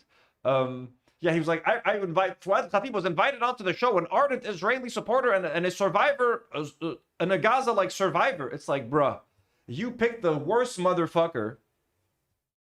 The one Palestinian who's out there defending Israel and saying that, like, free Palestine from Hamas. To win, but just to try and cause them financial hardship. It's truly pathetic and cowardly. You know, you had Destiny who was outright calling Ethan Klein a pedophile, but Destiny has money, you know, he could probably defend himself, so Ethan doesn't sue him. Let's go. So Emily is Jordan. Jordan, thank you so much for being Emily as well and for helping us cross the 32,000 dollar mark. Let's go. Also pro-Israel, which is, you know, Yes, exit. We did a fundraiser 6 months ago. It was a one day. I did one 12-hour stream. It was like a 14-hour stream, and we raised like $17,000 total. It was pretty fucking insane. a big reason why he doesn't sue him. But yeah, this is just a joke, obviously. It's a Hail Mary from one of the dumbest men alive, one of the most callous and disgusting people alive. Not as disgusting as Bernie Sanders or Brad Lander, though. Don't forget that. Anyway, yeah, that's all I have to say about that for now. See ya. All right, awesome. Okay, now let's jump to the Theo Von, I guess, segment. So we're not going to go through the... Again, he talks about Ahmad Fuad Khatib, whatever. He invited a pro-Palestinian voice. Let's get to the Joe Rogan. How long is this thing? Well, it's not that long. Okay, let's watch. So now I'm going to respond to Ethan's comments about Lebanon, etc. Let's go. There's so many people that, like, you know, maybe didn't like Trump, but then somewhere along the way, like once he won the first time. No fucking shit, dude. Rocket scientist Nick Fuentes over here finally cracks the case. Give me a break. You know what I mean? Joe Rogan now. Oh, God, all the usual fucking suspects are fleeing the sinking ship like rats that they are. Joe Rogan, by the way, he's the most pathetic, insidious losers of all these fucking scam artists. I actually Joe Rogan agree. I think he's worse than Alex Jones. He is such a fucking rat, dude. You know what's crazy to me too is that I feel like Joe Rogan, like, there's so many people that, like, you know, maybe didn't like Trump, but then somewhere along the way, like once he won the first time, it's like, all right, well, he's the president, so, you know, we're all gonna fall in line, and started support, like, even just soft supporting him or whatever. Joe Rogan only became a MAGA guy like 3 years ago. After, like, at post January 6th, post COVID, post the first term. Yeah. Like, for them, it's like they're already bought in. Money. He's such a fucking vile, and on top of that, of course, corrosive rat. By far has the most influence out of all these. The most influence. Where do they watch the clip? Where's the clip? Send me the clip. Wasn't that the Keemstar shit? The way he peddled Trump, oh, he is fucking. Especially to support him for the second term. Yeah. We already saw the first one. Yeah, he wasn't a MAGA guy in like 2016. You know what I mean? He pounded the ground for him. He had him on his show, right? Yeah. He said he never would have him on again and win. Like, I'm gonna skip. Let me see if they just mentioned Lebanon like here or say that as a comedian he's funny. Okay, let me change my statement. I like the early episodes with Joey Diaz. That's fair. That's fair. Yeah. And speaking of the emperor has no new, the emperor's new clothing. All of these hacky fucking comedians he surrounds himself with, they all know he's not funny. Yep, that's hardcore. What do you think is going to happen? You think we're going to be okay? I hope so. Of course. I don't know. Do you think about it? I'm confused. I can't believe we went to this war. When we started bombing Iran, I was like, this can't be true. And what about Lebanon now? I know. Israel's invaded Lebanon. Yeah. Thank you, Theo. I mean, look, I know Theo Von and Joe Rogan are both incredibly problematic. Theo Von, weren't they both at the fucking inauguration, like, fucking jokes? Trump ass lickers, like, yeah. I'm not here to defend them, but at least Theo Von has been pretty consistent on his anti-Israel shit. Like, how can you be consistent on anti-Israel and then lick Trump's ass? Whatever, but, like, I'm going to take any support that we can get right now. So Theo Von and Joe Rogan want to talk about how the war against Iran and Lebanon is fucked. Hey, I'm all for it. Yeah. And it's like, just fucking stop. Like, what do you need? Well, they're trying. Okay, if you're gonna have a conversation about it, don't be like, this is, again, the most biggest podcast in the world. It's like, why are you doing all these things, Israel? But, like, there are reasons that you could ask someone about. There are reasons. There are reasons for Israel to invade southern Lebanon, according to Ethan Klein. There are reasons for Israel to perform the massacre of Eternal Darkness that murdered 300 people, injured over like 1,200 people, dropped over 160 bombs on 100 locations within 1 minute in Lebanon. According to Ethan and Hila, that's fine. Like, just ask an Israeli and they'll explain it to you. That's all you have to do. Just ask an Israeli and they will explain to you why South Lebanon, why I as a Lebanese person right now need to be living under Israeli bombardment, why I need to give up 15% of my land for Israel, and why I need to be okay with Israel bombing civilians and killing over 1,500 people, over 130 children. At this point, that number is at least 200 kids given the attacks that happened 2 days ago. 1.2 million displaced individuals that have no homes. I mean, again, Israel only invaded Lebanon when they started launching rockets again. Oh, Israel only invaded Lebanon when they started throwing. By the way, the 3 rockets that Hezbollah fired were after 15 months of continuous Israeli violations of a ceasefire between Lebanon and Israel. Okay? 15,000 violations over 15 months during a ceasefire where Israel murdered 500 Lebanese people and Hezbollah never responded once. So Israelis are allowed to kill Lebanese people. They're allowed to bomb Lebanon. They're allowed to do whatever the fuck they want. And if a Lebanese person, if our Lebanese resistance responds to anything, we are deemed the perpetrators. We are deemed the terrorists. And then Israel has a right to fucking murder 1,500 civilians. That's what Ethan Klein thinks. That's what Hila Klein thinks. That's what the US government thinks. That's what most Americans and most Europeans think. Fuck you. No. It does not give Israel the right to invade 15% of our country, displace 1.2 million people, completely destabilize the Lebanese economy. I'm sorry, Israel has no fucking right to do that, Ethan Klein. You fucking dumb Zionist. Are you fucking kidding me? While you live comfortably in Los fucking Angeles, disconnected from all this, but my wife's family lives in Israel. Who gives a fuck? They're out there fucking nuking other countries, murdering thousands of Iranians, murdering thousands of Lebanese people, murdering hundreds of thousands of Palestinian people. No one cares that Hila's family is in Israel right now, and they all have bomb shelters, and they're all fucking safe, relatively. Okay? Did Hezbollah attack 100 locations and drop 160 bombs within 1 minute and murder 300 Israelis? No. We're killing your IDF soldiers that are trying to get into our southern border. They're eating shit at the border. We're not going to fucking mourn those fucking assholes on this podcast. That's why, yeah, I always don't understand the conversations where it's like, why is Israel doing all that? Well, But there is a reason. Why is Israel? I don't understand. Why is Israel invading a country? Well, actually, there's a very good reason. No, there isn't a fucking good reason, you fucking IDF terrorist piece of shit, Hila Klein, who still has yet to apologize for her raid in Ramallah. And her and Ethan have started like, well, actually, they had a list of and they were raiding a house of a known potential terrorist. Yeah, bull fucking shit. You added that fucking detail 3 years later when people started calling your wife raider of Ramallah. Actually, there's a pretty good reason why Israel is doing what they're doing now. There's a pretty good reason for bombing, 100 sites and dropping 160 bombs and murdering 300 civilians. There's good reasons for that. Just ask an Israeli. We're telling you the truth. Why don't you ask us? Really? Really, guys? There's that. Oh my god, dude. So, like, if you want to actually, like, have a real conversation about... It's being shot at from all directions. Houthis, Lebanon, and Iran. So. Well, for Israel is being shot at by all directions? Why? Why would people be attacking Israel? Would they have any reason for attacking Israel? Is Israel just sitting there chilling peacefully? How did Israel come to exist, by the way? What did Israel have to do to exist? Why would there be such instability in the region since the inception of Israel? Why would that be the case? I wonder. A long time, it was just Iran. And Hezbollah... Not a long time. No, Hezbollah just recently got into it. They were staying out of it. Yes, I mean, you're saying long. It's not that long. No, I mean, but yeah. since this whole shit with Iran started. Yeah, for years, it was from Gaza. Which they openly support, which Ethan and Hila openly support the war in Iran. Hila posted a bunch of Instagram stories last year. We've talked about all of that hundreds of times. Her praising the female soldiers who are bombing the Iranians. Oh, you're such heroes. I love you.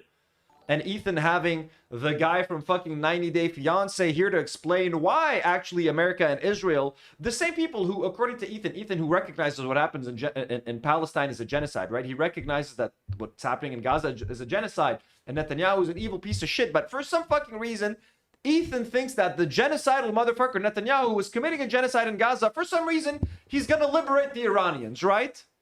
That's the logic that Ethan and Hila and the 90 Day Fiancé dude are using. Sure, I mean, he's committing a genocide in Gaza, but why would he not liberate Iran? Why are we going to expect him to do the same thing in Iran or Lebanon? It's going to be different over there. Idiots. Liz Felix sends a very generous $10 super chat. Thank you so much, Liz. Says, I love your Hila impersonation, bro. Cracks me up every time. Some might say this is the original Hila impersonation. I didn't say that. I didn't say that. Very nice. How's it going? This is Hila / Borat. So, yeah. Yeah. So I'm just saying, like, I'm pretty sure if Theo Vaughn, if there was rockets coming from Mexico, he wouldn't be like, yo, what's with America, bro? Why can't they just leave Mexico alone? Yeah, I mean, if Mexico had fired like 3 tiny little inconsequential missiles that killed no one, that caused no actual fucking damage, would it be justified to take over 20% or 15% of Mexico's landmass, displace 1.2 million Mexicans, leave them without homes or anywhere to go or a warm meal to eat? Would it be justified to then bomb civilian areas packed with civilian buildings, apartment buildings, and kill 300 people in the span of 1 minute by firing 160 bombs in 100 areas? Would that be something that you can justify, Ethan, as you so casually justify it happening here in Lebanon? Why? Is it because we're brown? Is it because we're Arabs? And granted, you know, Israel, I don't know what they're up to with trying to annex territory from Lebanon. That's a new thing that doesn't sound very good. But again, if you want to have a conversation about it, talk about the facts so that we can actually decide like why they're doing it and what's bad about it.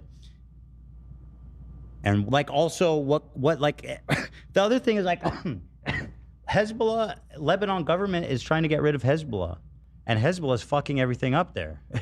They were supposed to fuck off, right? The Lebanese people don't want Hezbollah. I did not hear any of this shit. Let's go back. Why they're doing it and what's bad about it. And like also what like the other thing is like Hezbollah, Lebanon government is trying to get rid of Hezbollah, and Hezbollah. Who installed the Lebanese government? Who approved the election of our current president and our current prime minister? They're basically American and Israeli puppets. They were put there as another transitionary government where they're not going to do anything. You know what I mean? And their whole purpose was to disarm Hezbollah. The reason why the Lebanese government wants to disarm Hezbollah is because the Americans and the Israelis want them to disarm Hezbollah. And they've promised them like stability and security if they disarm Hezbollah. And Ethan, do you know what goes into disarming Hezbollah? Do you even understand the local implications of disarming Hezbollah? Do you know what would happen to me, your ex-fan, if there's a fucking civil war in the streets between the military and Hezbollah? Do you know why Hezbollah have their weapons? Do you know why the people of the South refuse to give up their weapons? Do you know why the people of the South feel like if they give up their weapons, that this government that is so willing to negotiate with Israel is going to just abandon them if Israel wants to take over the South again? This is what you need to understand. He doesn't understand the country. He doesn't understand Lebanese people. He doesn't understand shit, but he wants to talk about this stuff because he reads fucking Reddit or he watches Destiny videos or whatever, or Loner Box. Okay? Parts of the Lebanese government want to get rid of Hezbollah. Guess what? Hezbollah is also part of the Lebanese government. They don't want to get rid of themselves. There's a massive part of the population that supports Hezbollah. There's also a massive part of the population that normally maybe doesn't support Hezbollah, but when they watch the IDF murder 300 innocent civilians in the span of 1 minute, they start becoming pro-Hezbollah. They start becoming pro-resistance. I was never an ardent supporter of Hezbollah. I'm still not an ardent supporter of Hezbollah as a party, but as a resistance, I've only become more convinced in my support of them over the last 3 years. So there's a lot. When Ethan says, yeah, the Lebanese government wants to get rid of them, there's no way for the Lebanese government to get rid of them. And they think that it's in their best interest to get rid of Hezbollah, to be on Israel and America's good side, when most Lebanese people don't even want any relation with fucking Israel. But these are the nuances that you're not going to get on the H3 podcast. Maybe they could if AB spoke up, if AB or Lena offered a bit of context. It's a very nuanced topic. There's a lot of gray there. And you literally have 2 Lebanese people sitting in your show. I don't know if they actually say anything later. Maybe they do. I haven't seen this. Was fucking everything up there. They were supposed to fuck off, right? The Lebanese people don't want Hezbollah there, and everything was... The Lebanese people don't want Hezbollah there. Who told you that? Who told you that? Or go ask the people of the South if they want Hezbollah or not. Our Lebanese military is being ordered by the US and Israel to evacuate southern villages so that Israel can more easily invade our country. Why would people of the South want Hezbollah to not have weapons? The only people defending South Lebanon right now are Hezbollah. It is what it is. Israel was no longer buying them until these motherfuckers started launching rockets again in their slavish dedication to the Islamic State of Iran. And now they're fucked. Now all this shit's happening again in Lebanon, which isn't good for anybody. So, again, that it's just like, bro, just try to talk to someone other than Candace Owens at least. Yeah. And it's like, just fucking stop. Like, what do you need? Well, they're trying to supposedly they're trying to stop the terrorists. Yeah, that's great. Why is that? What's funny? Wait, why is that crazy? What's funny to you? Maybe try, try actually listening. Stop the terrorists at this point is like a line from like a dumb fucking American action movie. We've got to stop the terrorists. You can't just label everything a terrorist and listen to your fucking government as they try to convince you why they need to go to a war and just label every Middle Eastern person a terrorist. Like the word terrorist has lost all meaning at this point. Oh, he's just a terrorist. What is even a fucking terrorist at this point, bro? What do you define as a terrorist? I was watching, it kind of pissed me off. I was watching season 2 of Daredevil Born Again yesterday. I don't pay for Disney Plus, by the way, in case anyone's wondering. But I was watching an episode of season 2 of Daredevil Born Again, and it just fucking kind of annoyed me because, again, Americans have no problem watching characters that they like, white characters, resisting on screen, in their movies, in their TV shows, being rebels, being part of a resistance, fighting the system. But as soon as it happens in real life, because they're Muslim or they're brown, they don't give a shit. Like in Daredevil season 2, the mayor of New York, it's not even a spoiler, the mayor of New York, Wilson Fisk, they're basically doing a Trump thing. He has his own anti-vigilante task force, basically ICE. So instead of having ICE agents running around capturing Latinos or minorities, you have these anti-vigilante task force also kind of doing what ICE does. They're capturing innocent people or anyone who tries to help like someone or vigilantes, and they're being very ICE about it, killing them, arresting people without due process, etc. What does one of the characters from the show, Daredevil's girlfriend, ends up kidnapping one of these ICE agents as a way to get back at them. Okay, so you literally have, and they keep saying, we need to resist, we need to fight back, and we need to resist, we need to resist. So there's this whole fucking Disney show about white people resisting, kidnapping other fucking, kidnapping ICE agents and being like, this is good. If we have one of them, we can have leverage. Okay, apply that logic for 1 second to resistance fighters in the Middle East. Maybe try to understand why they would take hostages, because they would have leverage. Why they're resisting. It's fucking crazy to me. So it like kind of took me out of the show. I'm like, I don't even fucking want to watch this, because now Americans are going to watch Daredevil and be like, yeah, fuck yeah. Let's go Daredevil. Let's go resistance. Go kidnap these ICE agents. But if an Arab does it in real life to actually resist real fucking tyranny and colonialism and invasion, they just call you a fucking terrorist. To what's happening there? Not Candace? I mean, there are Hezbollah launching rockets. I understand. I'm not even talking about that. What are you talking about? You're talking about Trump. No, he's talking about it. No, he's not. No, he's saying, why is Israel doing all that? He's saying Israel, it doesn't. What do they need? Yeah. What are they looking for? He's talking, it doesn't matter. But we were talking about how Theo became part of this, like, Israel upset, like everything. Conspiracy theorists, frankly, like Israel conspiracy theorists, like they run the shots and call all the shots in the world and do everything negative in the whole world all the time. Can stop. Like, what do you need? Well, they're trying to, supposedly, they're trying to stop the terrorists. Yeah, that's crazy, though, if you're the fucking terrorist. Which Ethan has already admitted. Ethan has admitted that, yes, you could technically call the IDF terrorists. Ethan Klein is on camera. He's on record calling his own wife a terrorist. I mean, again, that's really cute and cool that you could say that and everyone applauds. But again, they're retaliating to them shooting rockets into civilian areas. So, I mean, again. So, Ethan, where is Theo Von wrong in calling Israelis terrorists or calling the IDF terrorists? Please correct them. Why are they not terrorists? What have they done, in your opinion, that doesn't qualify them as terrorists? Because I can list you 10 fucking things that they did in just the last 3 days that makes them the worst and most prolific terrorist organization in the entire fucking world. Maybe a close second to the United States. You know what I'm saying? This is what happens when you hang out with Candace Owens all the time. Yeah. What? I just went back and checked. The conversation's about Iran. He's talking about Lebanon. It's you Lebanon. can go back. It's I about think Lebanon. It's Lebanon. I mean, yeah. He pivoted. I have a little bit of different feelings again with Theo. I appreciate him at least. He may not have all of his facts right, and you may be. Oh, of course. Now, let's hear what AB has to say. Jesus Christ. Leaning, too much without knowing enough. But I do appreciate at least someone on his side talking about what's going on.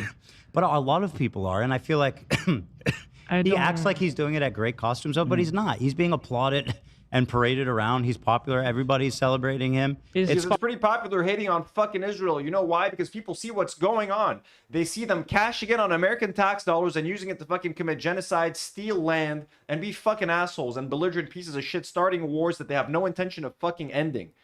That's why people like it. Because people fucking hate Israel, and you've made it your fucking mission to try to rehabilitate Israel's fucking image for the past 2 years, you fucking idiot. He's falling so easily to anti-Semitic talking points. It's just... Oh my god, anti-Semitic talking points, and it froze. He's anti-Semitic. He doesn't like genocide.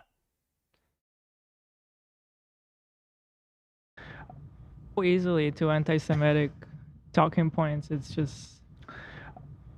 It's ridiculous when everything... Yeah. Again, just let them keep... They're struggling to get 400,000 views now. Their Trisha episodes get 500,000 views. Just let them keep doing what they're doing. I'm telling you guys, 2 years from now, Ethan and Hila are off the internet. 2 years from now, they're not going to be able to handle this shit anymore. They're going to be like, fuck this, man.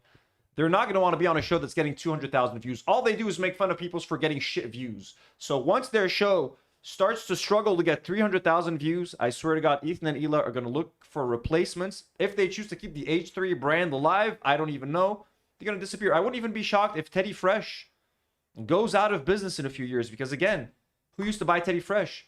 Their viewers. Their viewer base is slashed by half. No one buys Teddy Fresh that isn't an H3 fan. Teddy Fresh hasn't made a splash outside of anything H3 related. The only customers of Teddy Fresh are H3 viewers. When you cut your audience in half, or sometimes by like 70%, those 30% are not going to keep your brand afloat. Okay, for Teddy Fresh to stay around, they're going to have to fire a lot of staff, get a lot less designers.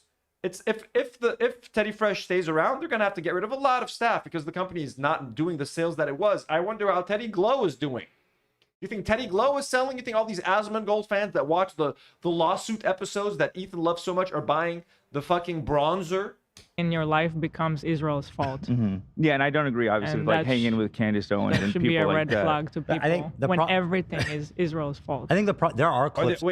Carla says they've resorted to shit talking Trisha's kids. They're talking about the kids now. I know they'll shit talk Trisha and Moses all day, but talking about the kids would be fucking diabolical. Oh my lord. Of him that are really good, like in isolation, like the clips that go viral of him like speaking on behalf of Palestine and saying like the things that are going on there go viral. There are Candace Owens and should people be a like red that. flag to people I think when everything is Israel's fault. I think there are clips of him that are really good, like in isolation. Most things are Israel's fault. In the region, absolutely. It's the root cause for this region being a shit show. Like the clips that go viral of him like speaking. Again, AB and Lena, they have family in the south. I hope their family's safe. Their family has definitely had to evacuate South Lebanon. So I hope wherever they are, they found some shelter. They're okay. If they've been able to travel, I hope so. No one should be dealing with this level of stress and have to deal with bosses that are justifying what's happening to your family live on camera.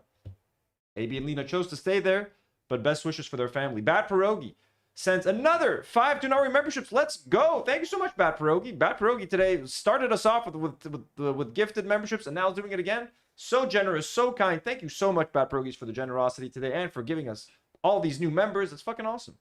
Yeah. On behalf of Palestine and saying like the things that are going on there are horrible, and he sees the war and all the terrible shit that's happening by the IDF in Gaza, and like that stuff's good, right? That stuff's good to see, but this kind of clip here where it's just like, ugh. I understand with this recent situation, that Hezbollah shot rockets first. I think he's saying more of a general sense. The Joe saying that they're trying to get the terrorists supposedly is like that's been an excuse as well for a lot of horrible shit. Sometimes, legitimate, but a lot of other times just to bomb indiscriminately. Wait, let me hear exactly. I wasn't focusing. Let me see what exactly he's saying. I understand with this recent situation, that Hezbollah shot rockets first. I think he's saying more of a general sense. Shot rocket first, but don't forget 15,000 violations in 15 months. That is an extremely important point to make. Israel killed 500 people during a ceasefire with Lebanon. It lasted for 15 months. Israel violated the ceasefire 15,000 times. That means they bombed Lebanon 15,000 times, or flew over. No, they didn't bomb Lebanon 15,000. Let me correct that. A violation could be just flying over Beirut with a drone, etc. The 15,000 violations, 500 murders. They killed 500 people in a 15-month ceasefire period, and Hezbollah never responded once. Hezbollah responds, sends any single rocket Israel responds with a fucking invasion of South Lebanon. What if, forget that Hezbollah fired rockets after the death of Khamenei. What if they had responded to a single one of those 15,000 violations? What would have happened?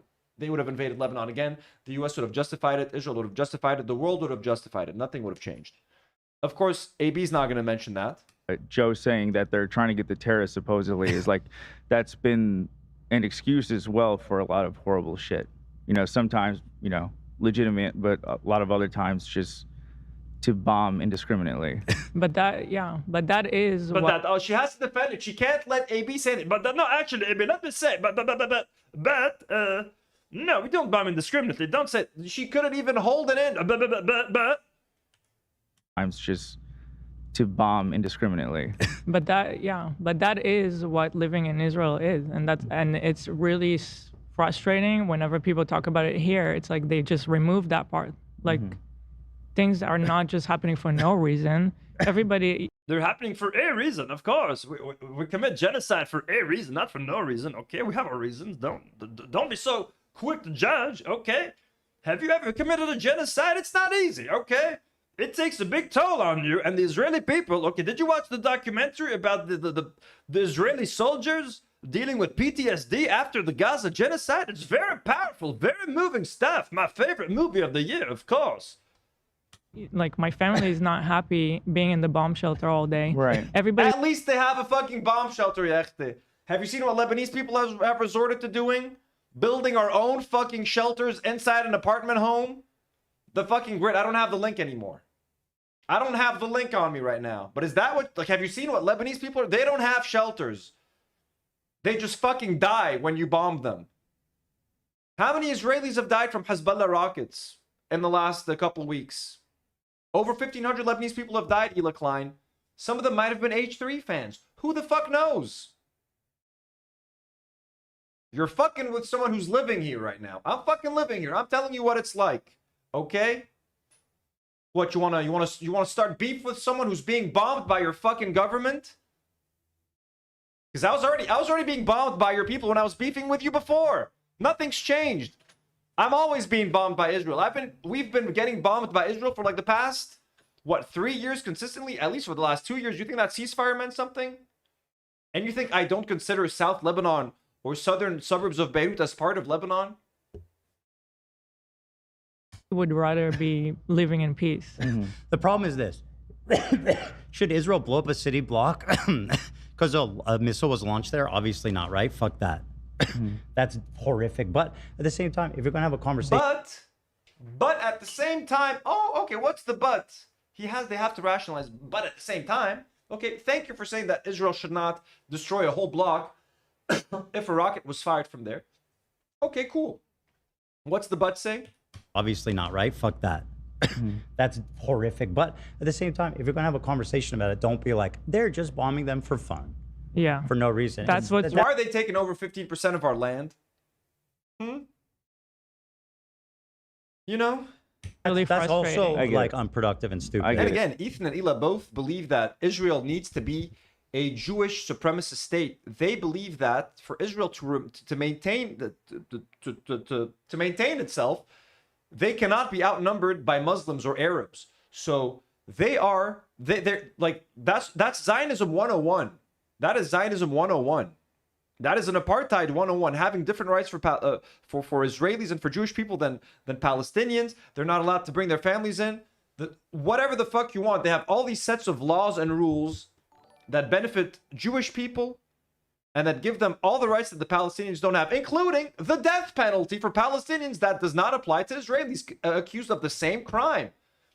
Israel is the first country. Did they talk about that? Israel is the first country since Nazi Germany to have a race-based death penalty.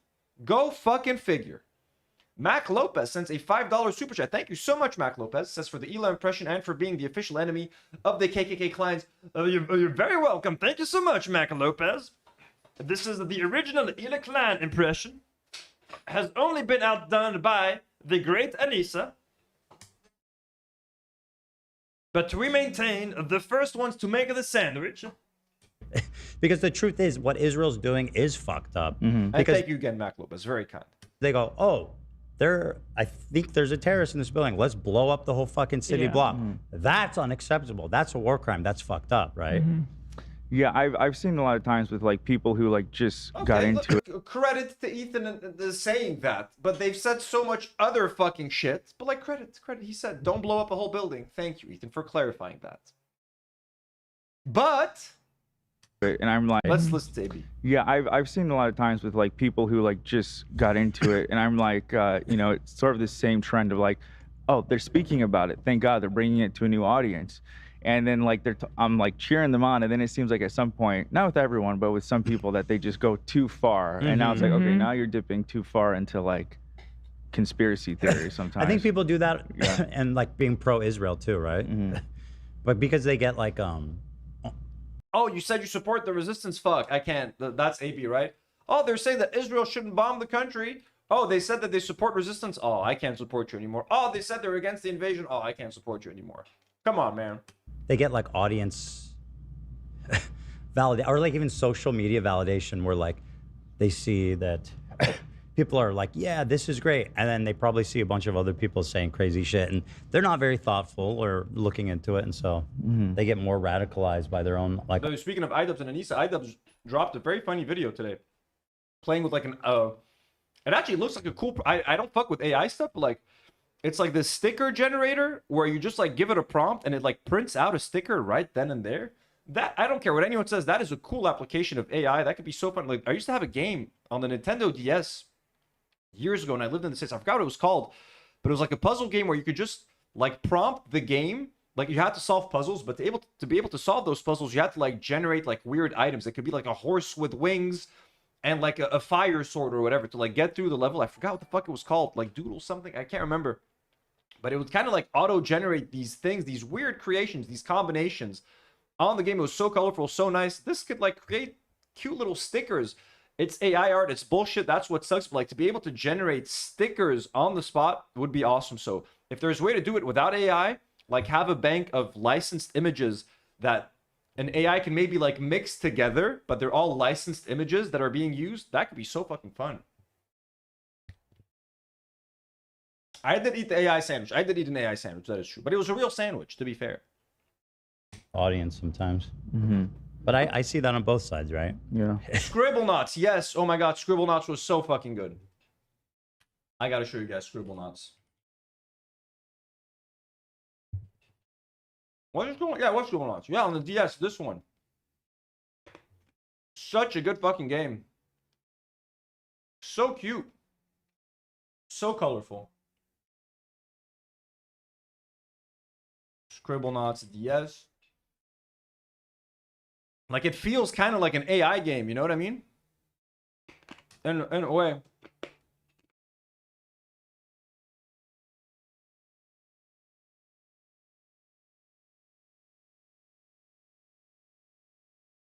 Okay, no, it wasn't like this, but anyways, let's finish with this first.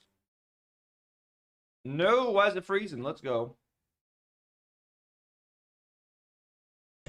Listen, like. But why are these two guys talking about it? Like, at least, I mean, this is Joe Rogan. At least bring somebody that knows about the situation, like real knowledge. Why the fuck do you guys talk about it half the time? Fucking H3 podcast talking about genocide in Israel and geopolitics. Your husband can't even fucking pronounce Uruguay. Are you fucking kidding me? Where are you guy? What the fuck did he even call it? To be a part of it. You have Theo Vaughn, who's a comedian, and Joe Rogan, who's a wannabe comedian, talking about He's not even a Speaking of wannabe comedians, Ethan fucking Klein, comedian, talking about the Middle East, like. Yeah, it's just frustrating because like, because like I'm all. Why are these popular people that people like and listen to their opinions talking about the Middle East? Like, if you're not gonna say something good about Israel, just don't talk it out, okay? Why are you doing this to us? On board for criticizing Israel, but it's hard to have a conversation about it when like the premise is. Ooh, Far Twain sends another $2 super chat. Thank you so much, Far Twain. It says, that's why I call him AB Fuad al-Khatib. I know. It's a funny reference. Like, again, call me too nice. Call me, you're being too charitable. You're being too nice, Anthony. AB and Lena's families have literally probably been, if their families are truly indeed still in the South, they've been evacuated. They've had to give up their homes. Maybe their homes are fucking destroyed. I don't want to add any stress to AB and Lena. Not that I could add any stress for them. You know what I mean? It's stressful enough working for these fucking people. Israel's just dropping bombs for fun in Lebanon, because then you have to like backtrack. Just dropping bombs for fun. But it's hard to have a conversation about it when like the premise is Israel's just dropping bombs for fun in Lebanon, because then you have to like backtrack. I mean, listen, them dropping 160 bombs in 100 locations within 1 minute sounds like they were kind of doing it for fun, killing 300 civilians. I'm sorry. What does that sound like to you? Does that sound like anti-terrorism, killing almost 200 children? Does that sound like fighting terrorism to you, Ethan Klein?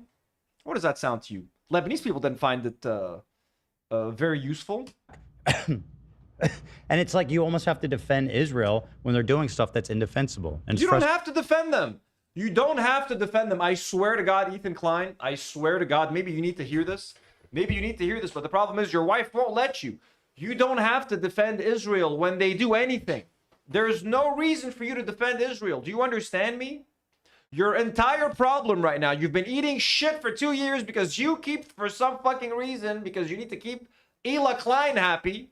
You're out here defending Israel. You don't have to defend anything that they do, ya khayyi. You don't have to. Just condemn them. You can just condemn them and even say, you know what, fuck Israel. Fuck me for being a fucking idiot and wanting to have an Israeli citizenship. Fuck this country. Fuck the IDF. You know? You can just fucking say that. They're making me defend Israel. No one's making... You're making you defend Israel. Hila Klein is making you defend Israel. You're doing this to yourself. Israel's just dropping bombs for fun in Lebanon, because then you have to like backtrack. And it's like you almost have to defend Israel when they're doing stuff that's indefensible, and it's frustrating because like, well, they're not bombing them for no reason, like they're shooting rockets and they're responding to that, and then all of a sudden you're defending Israel, right? And especially in their mind when everything is so like black and white. It's like Israel is it is pretty black and white when the response to 3 rockets is taking over 15% of our land and killing 1,500 people. What do you call that? Pro or against. And but it's like, well, that's because you have to like have at least the foundational premise to have a conversation about it. Because I agree with him, but at the same time, you know, that context is important. You know what I'm saying? Like, if you want to stop them, fucking stand in front of the fucking mirror and start there. What do you... No comment. It's so like... Look at Hila's side. I can't believe he said that about Israelis. Start there. What do you... No comment. It's so like... That's so lame. Theo Van, how could you say that? Start there. What do you... No comment. It's so like... It seems to me too, like, since he started down this path... It's so stereotypical, hating on Israel. It's so... I gotta say, that's too funny. Fart Twain with another $5 donut. Holy shit, thank you so much, Fart Twain. Says, yes, they did a genocide, but they're not terrorists. Make it make sense. Exactly. Their own logic doesn't make sense anymore. Ethan has called it a genocide. He's called the IDF terrorists, but they're justified in doing what they're doing. They're gonna liberate Iran. I'm gonna start doing that with like random people that have no idea who Hila Klein is. Like, hey Anthony, do you feel like eating a cheeseburger tonight? Doing that? Who knows? He's even gotten bigger since the Trump interview and stuff. So where to me he lost me, I think with most people I would assume lost me. I want the old stuff with Cat Williams on and stuff, just fucking around. But since he went down. Adria Staley saying, popping in to say hi and hope and the kitties and crew are doing okay considering everything. Thank you so much, Adria, for popping in. We're doing okay considering everything. Thank you so much for being here. It seems like it's benefiting him.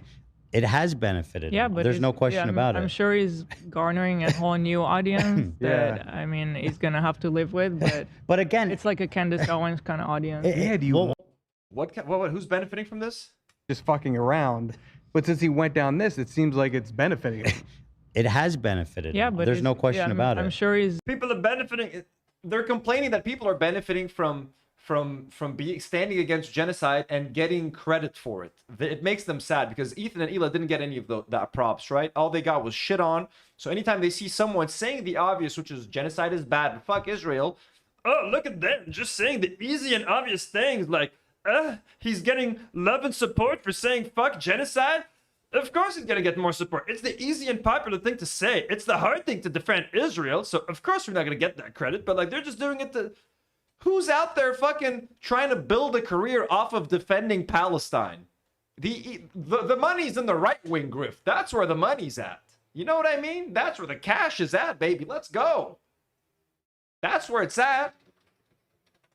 Garnering a whole new audience that I mean he's gonna have to live with, but again, it's like he's gonna have to live with his anti-genocide audience. Oh my God, how's it gonna go?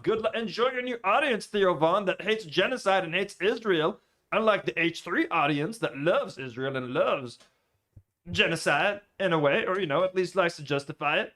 Candace Owens kind of audience. Yeah, do you want that as a comedian? I don't know. Now you guys have a fucking Asmongold audience and a Sam Hyde audience and a Nick Ocorio de Oreo audience. Ultimate Rape Review. Do you guys like that audience? Tom fucking Ward, dumbass, shitty fucking YouTuber who had to fucking get embarrassed on H3 podcast to get a job. Your children are gonna see that one day and fucking laugh at you, you piece of shit.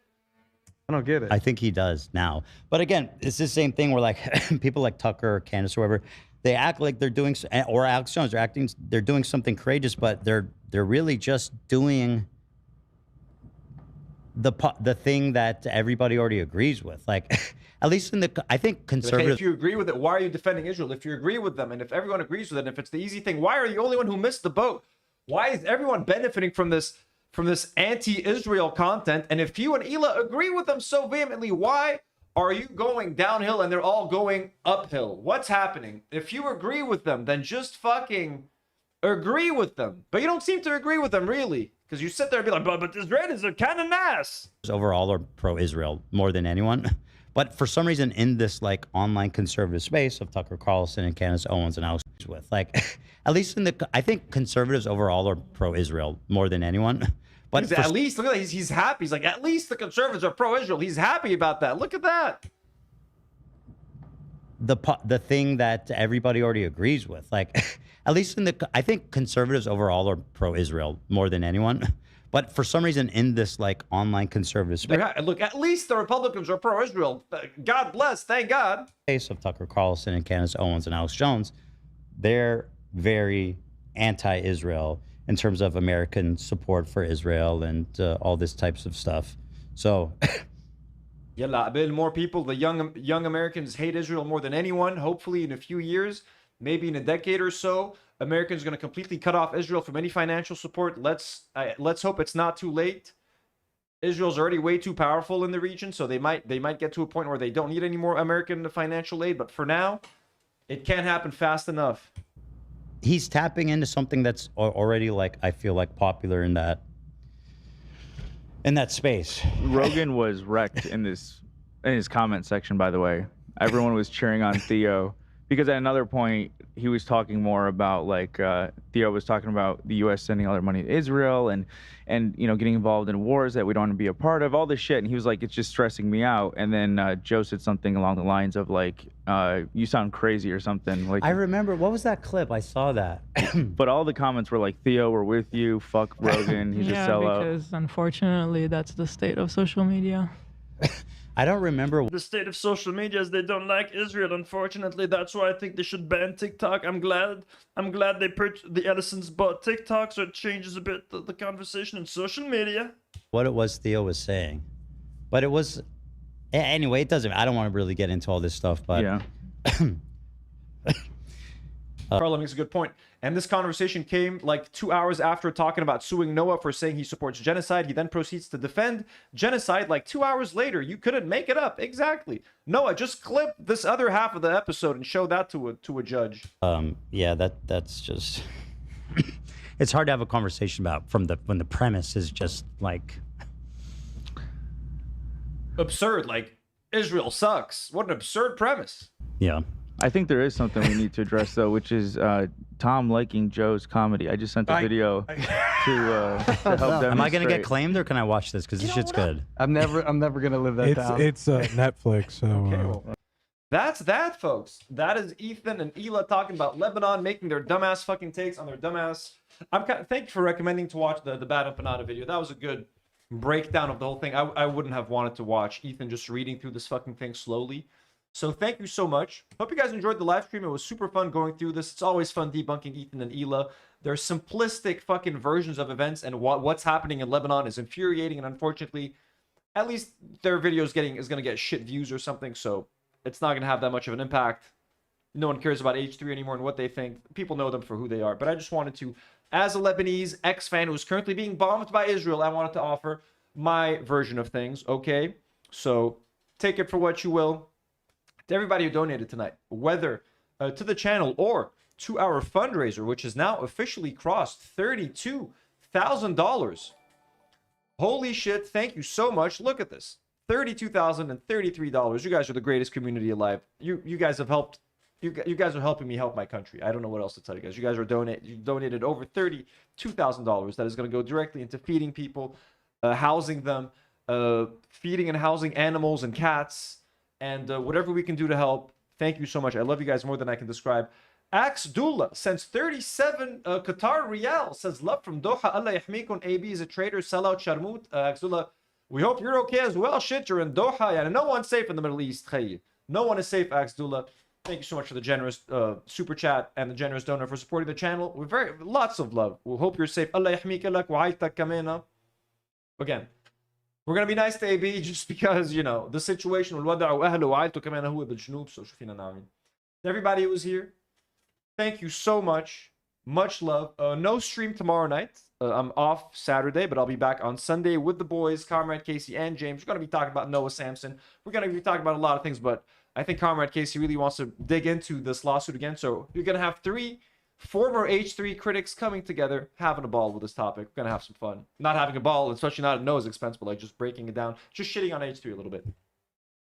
Everybody who came in tonight, who donated, who gifted memberships, and who just watched, who just liked the stream. If you just like the stream, I'll love you. Thank you so much, everyone. I'm going to add the chapters and time codes to this video. We love you. We appreciate you all. And as always, do not worry.